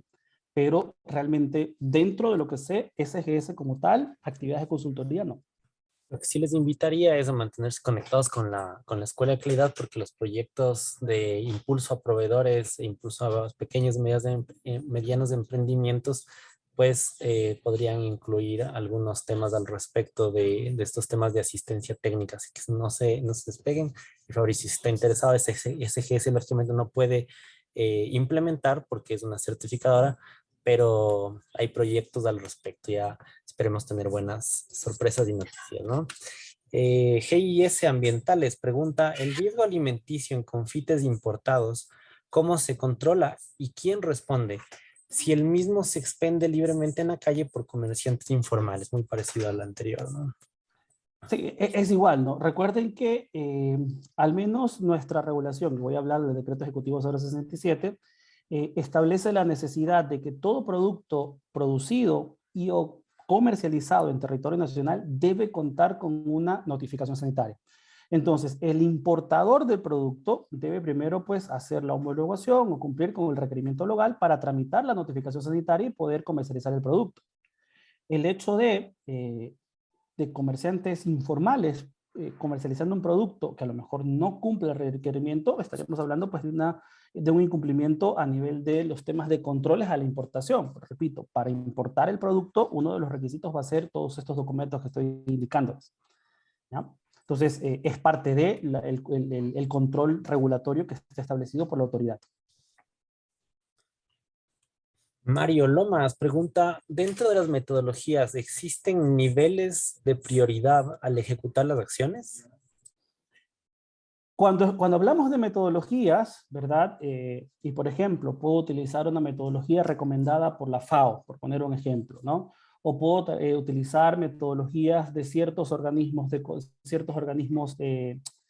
internacionales.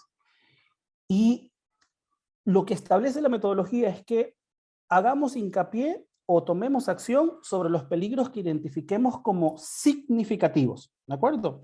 Entonces, un poco ya dentro del avance que vamos a ir haciendo, una vez que hemos identificado los peligros y evaluado los riesgos, el resultado de esto va a ser la identificación de los famosos peligros significativos, ¿no? Que son aquellos peligros en los cuales debo aplicar una medida de control, ¿cierto? Y esa medida de control, dependiendo de la norma, se va a poder llamar punto crítico de control, o se va a llamar solo punto de control, o a lo mejor se va a llamar programa para requisito operacional.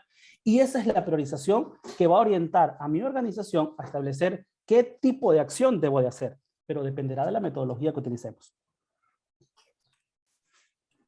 Edgar Díaz Y Piedad Bravo hace una pregunta acerca del ARCSA. Cuando se recibe la visita del personal del ARCSA, ¿qué tiempo se tiene para cumplir con las observaciones realizadas? La primera. Y segunda, el ARCSA ya no exige a una empresa complementaria de alimentación el permiso de salud. En su lugar, ¿qué control mínimo usted sugiere que debe implementar la empresa en caso de inspección? Antes de tu respuesta, Luis, que seguramente tienes algo que acotar ahí, por favor revisen el cronograma de la Escuela de la Calidad. Hay un curso específico acerca de notificación sanitaria y que incluirá etiquetado también. Entonces, no se pierdan ese porque ese es un tema súper importante y obviamente lo va a dar personal del ARCSA, ¿no? Luis. Un poco, cuando habla de actividad complementaria, entendería que es un servicio de alimentación colectiva o restauración, ¿es eso? Sí, las actividades complementarias estarían incluyendo el catering, ¿no? Ok, sí, entonces, obviamente, no hay la exigencia de un permiso de funcionamiento, ¿de acuerdo? Para las organizaciones que se dedican a este tipo de actividad. Si ustedes revisan el decreto ejecutivo 067, tiene dentro de su composición o dentro de su estructura los requisitos aplicables a las empresas de restauración. No es obligatorio el permiso de funcionamiento, pero sí es obligatorio cumplir con la norma sanitaria. ¿Ya? No es obligatorio certificarse en la norma, pero es obligatorio cumplirlo. Entonces los requerimientos están ahí. ¿Ya? La autoridad complementaria, ¿no es cierto?, dentro de sus controles post-registro o su planificación, podrá hacer las inspecciones en su momento. ¿Ya? Entonces, no sé si ahí respondí las dos preguntas. ¿El tiempo?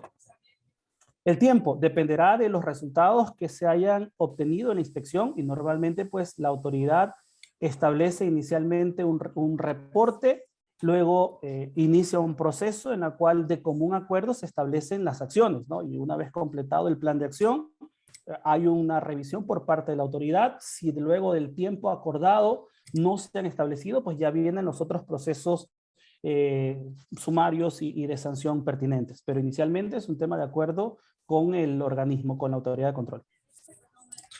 Ok, todas muy buenas preguntas, la verdad. Dentro de las metodologías existen niveles, esto ya está.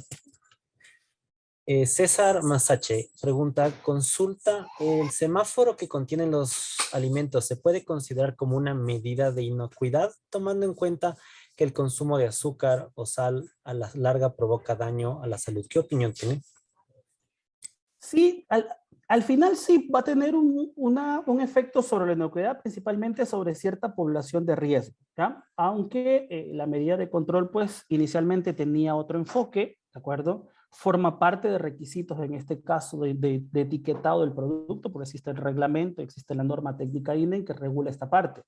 Y sí, o sea, si lo evaluamos desde la perspectiva de cuál es la población objetivo que va a consumir mi producto, y por ejemplo, yo tengo establecido que mi producto no lo puede consumir una persona que padezca de diabetes, ¿no es cierto? El semáforo me va a ayudar a esa parte. Entonces sí, sí va a tener cierta relación sobre la salud de un consumidor. Y Mendoza, ¿cómo regulan los metales pesados en productos comercializados directamente del campo a la ciudad? A ver, como les decía, existen regulaciones, ¿no es cierto? Existen las normas. Si son productos comercializados, pues directamente desde el campo, en este caso la autoridad o la competencia no la tiene ARSA, la va a tener Agrocalidad, que es la encargada de esa parte, ¿no es cierto? Y ellos, al igual que ARSA, pues tienen sus esquemas de control y seguimiento. Repito, dependerá de la cantidad de recursos que tenga la autoridad para cubrir al 100%, ¿no? Entendemos que a lo mejor el pequeño productor no está dentro de estos controles porque principalmente se van a enfocar en los más grandes, pero la autoridad tiene todas las normativas y las técnicas establecidas o las normas de referencia para el control de los posibles contaminantes en la producción primaria. Sí, ahí valdría la pena contar desde acá. Existen también los toman las zonas grises, lo cuales se han ido solucionando en temas de carnes, por ejemplo, que no estaba claro quién tenía que regular, pero el tema es coordinación entre las dos autoridades que acaba de mencionar Luis, que sería el ARCSA y Agrocalidad, pero existía varios conflictos que se han ido solucionando en este tiempo. Tenemos César Masache, partiendo de la definición de inocuidad. ¿Qué indica que un alimento no debe causar daño a la salud humana? En el mercado encontramos productos o alimentos etiquetados como light ¿Existen realmente productos light? ¿Qué opinión tiene? Usted mencionaba el tema de que se va a incluir información en etiquetado, ¿no? Pero ¿qué opinión tiene, Luis? A ver, el término light es una característica del producto orientado en este caso a una condición de vida saludable, ¿no es cierto? Eh, Estos temas de light o no light, desde el punto de vista de inocuidad, los podremos relacionar con temas de fraude alimentario. Existen normas, ¿verdad? Dentro de este conjunto de normas de inocuidad, reconocidas por GFSI, por ejemplo, que me piden que aborde todos los temas de fraude, sean estos que tengan que ver con calidad o inocuidad, y les puedo mencionar BRC. Entonces, si yo digo que mi producto es light y no cumple los requerimientos de la norma técnica aplicable, estoy cometiendo fraude alimentario, ¿ya? Por otro lado, normas como FSSC, por ejemplo, se piden que el fraude pues, sea enfocado única y exclusivamente en aquel que tenga una motivación económica, pero que al final impacte en la salud del consumidor. Caso melamina. Sí, entonces, si incumplo un requisito, dependerá de la norma que tengo implementada en la organización. Dentro de las regulaciones locales, pues también hay un incumplimiento y para ello hay algunos entes de control, ¿no? La Superintendencia de Poder del Mercado, ¿de acuerdo? El INE, que son los encargados de hacer el control sobre esta parte. Exactamente, y la coordinación es importante porque al final de lo que decía anteriormente de esas zonas grises, el tema es que productos importantes simplemente quedaban sin control. ¿Sí? Correcto. Cristian Guerrero menciona, ¿se evidenció la devolución de un producto de camarón por COVID-19? ¿Cómo prevenirlo? A ver, sí, estamos adentrándonos en un tema importante.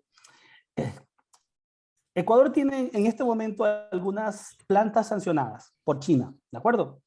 Eh, el argumento de China es la detección de SARS-CoV-2, ¿de acuerdo?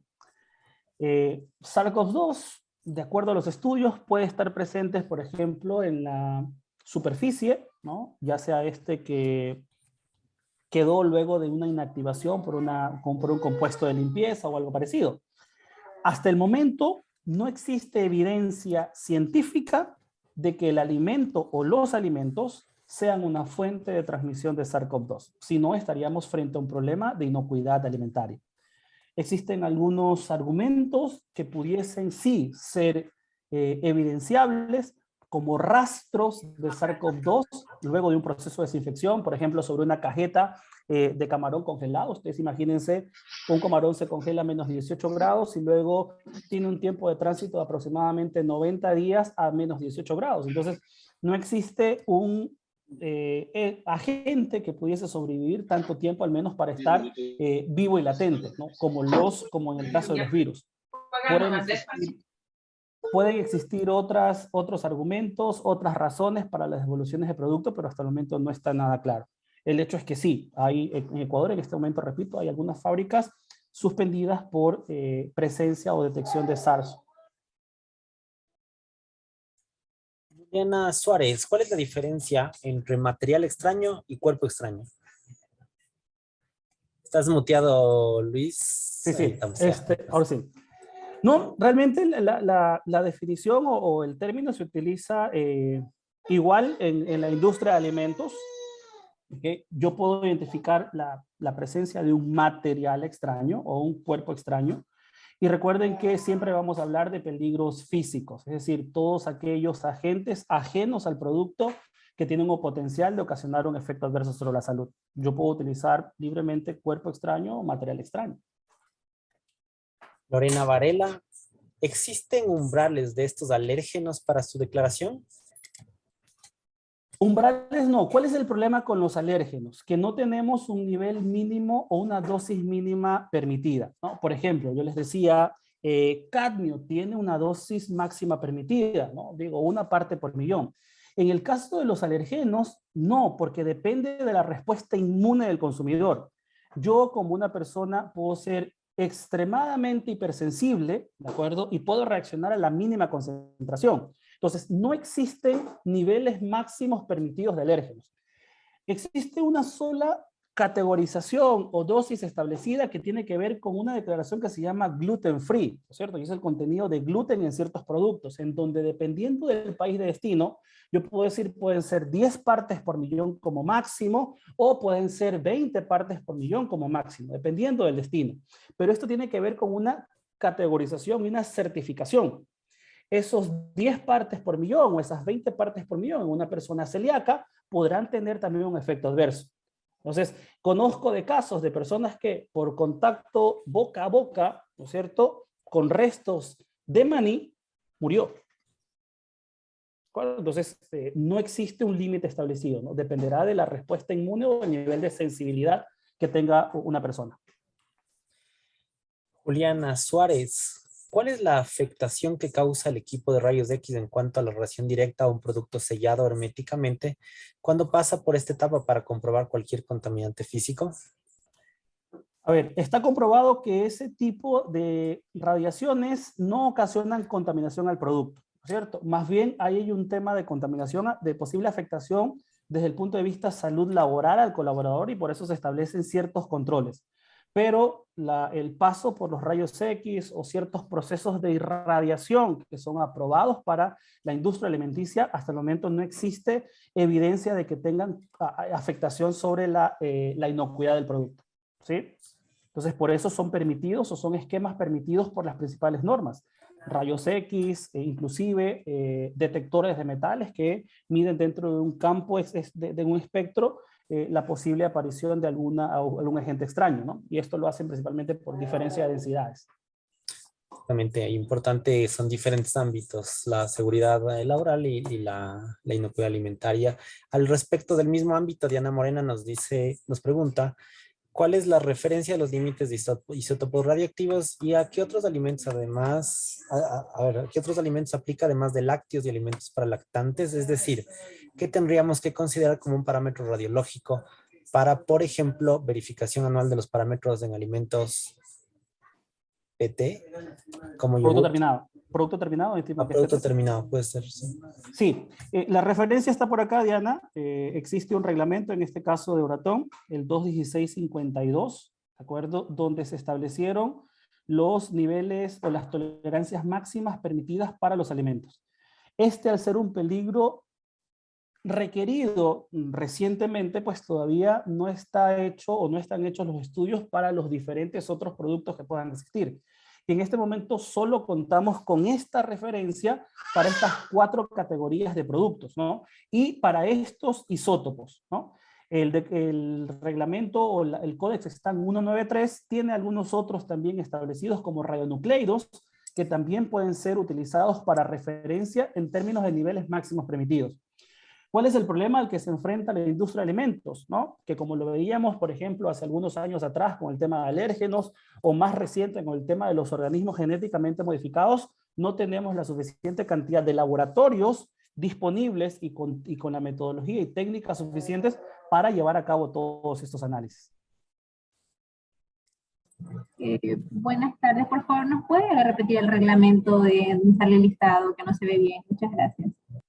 Ok, ¿les parece?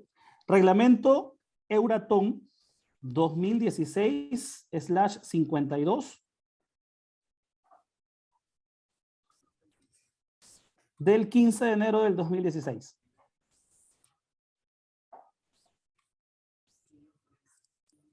¿Sí? Correcto. Camilo Torres nos pregunta, ¿existen productos artesanales que no han gestionado un sistema de control para material extraño, como grapas, las cuales pueden ingresar al organismo del cliente? ¿Qué se puede hacer para mejorar estos inconvenientes? Bueno, existen, repito, regulaciones, tenemos normativa local aplicable, ¿de acuerdo? Y una medida de control, en este caso, para posibles peligros físicos asociados a metales, no solo incluye un detector de metales, ¿no? Hay la posibilidad de implementar mallas, de implementar tamices, dependiendo de la naturaleza del producto, implementar barras imantadas, ¿no es cierto? Barras magnéticas, que solas o en conjunto pues, ayudan al control de estos posibles peligros de inocuidad de los alimentos. Entonces, es responsabilidad siempre, recuerden, del productor asegurar la inocuidad del producto. Más allá ¿ok? De los requisitos o de los controles que puedan tener, por ejemplo, desde las autoridades competentes.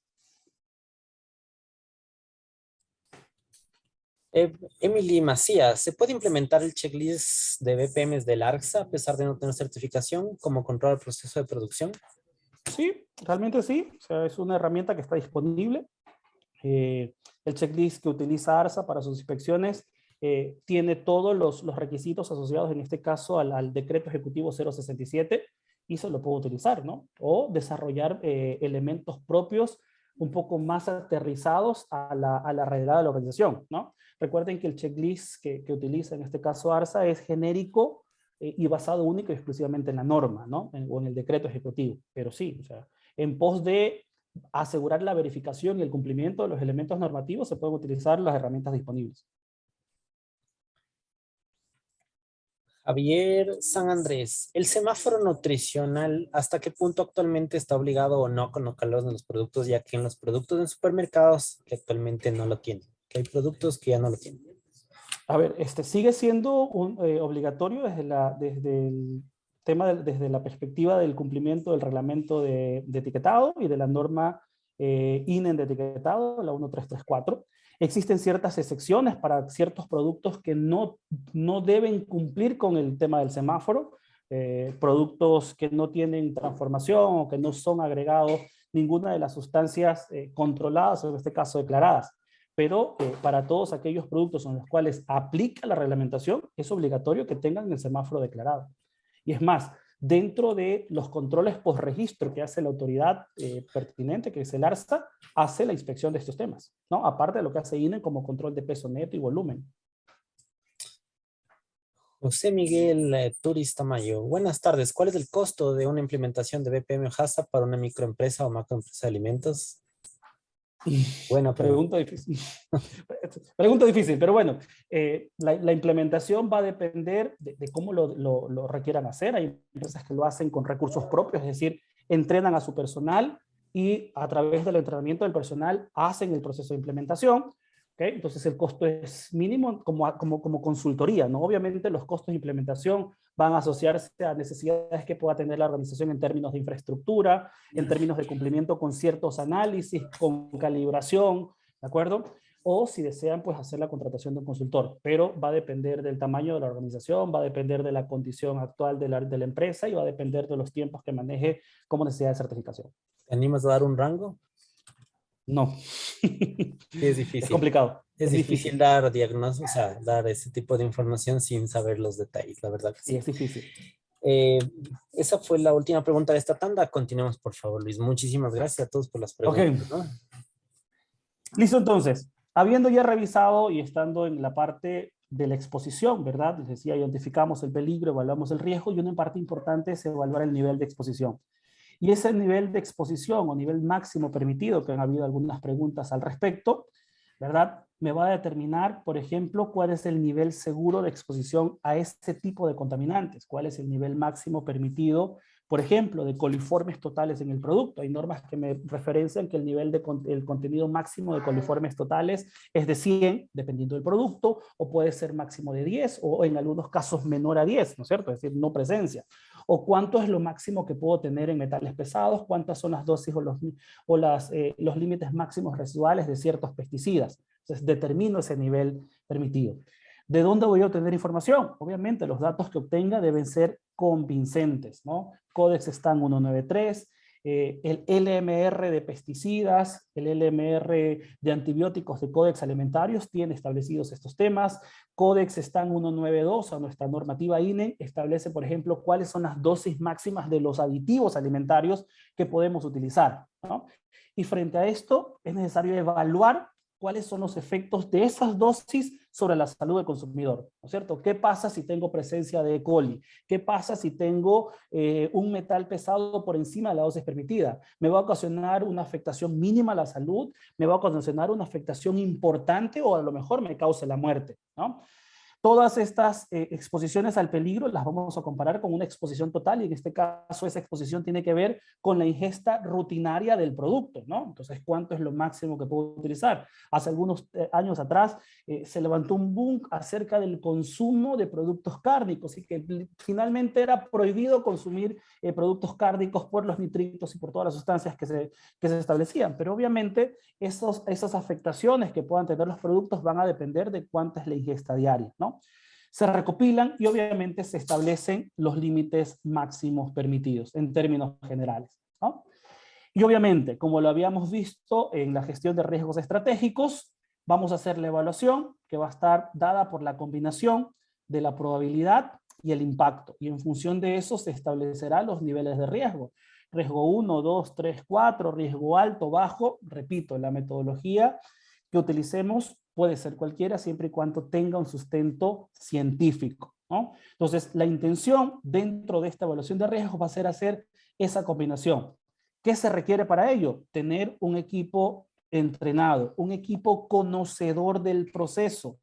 Repito, porque vamos a evaluar los peligros dentro de mi operación, no los que pasan con el vecino, no los que pasan con la fábrica del grupo que está en otro lugar, no, lo que pasa en mi organización, con mi infraestructura, con mi equipo, con mi gente, con mi metodología, porque todos estos son fuentes de información para hacer el análisis de peligros. Y entonces nos enfrentamos a algo parecido a esto. Esta es una tabla, ¿no es cierto?, modelo para poder conducir un análisis de riesgos en la industria de alimentos, en donde, como les decía, es importante identificar la etapa o la materia prima o el insumo inicialmente, ¿no es cierto?, que podamos recibir, cuál es la actividad que podemos hacer. No sé, por ejemplo, yo tengo resección de materias primas, pero dentro de resección de materias primas yo tengo inspección, tengo análisis, luego tengo descarga en un tanque y luego descarga hacia el silo matriz. No sé, por poner un ejemplo. Entonces, dentro de una misma etapa yo puedo tener algunas actividades y lo importante es desdoblar o desmembrar todo el análisis.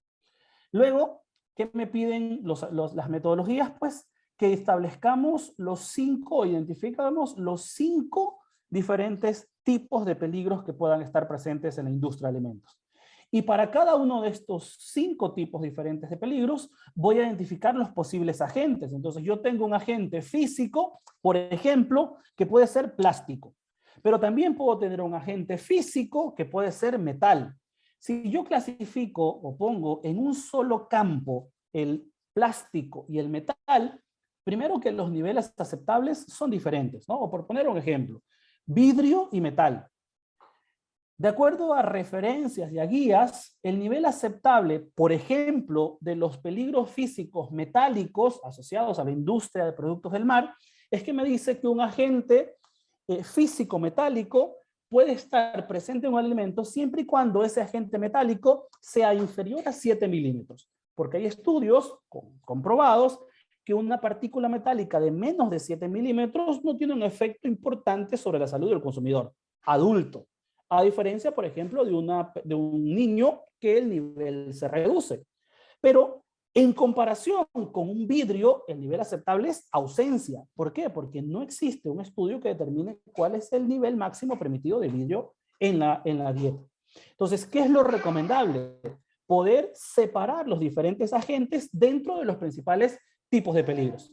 Lo mismo va a pasar con los peligros químicos, biológicos, alergénicos o radiológicos.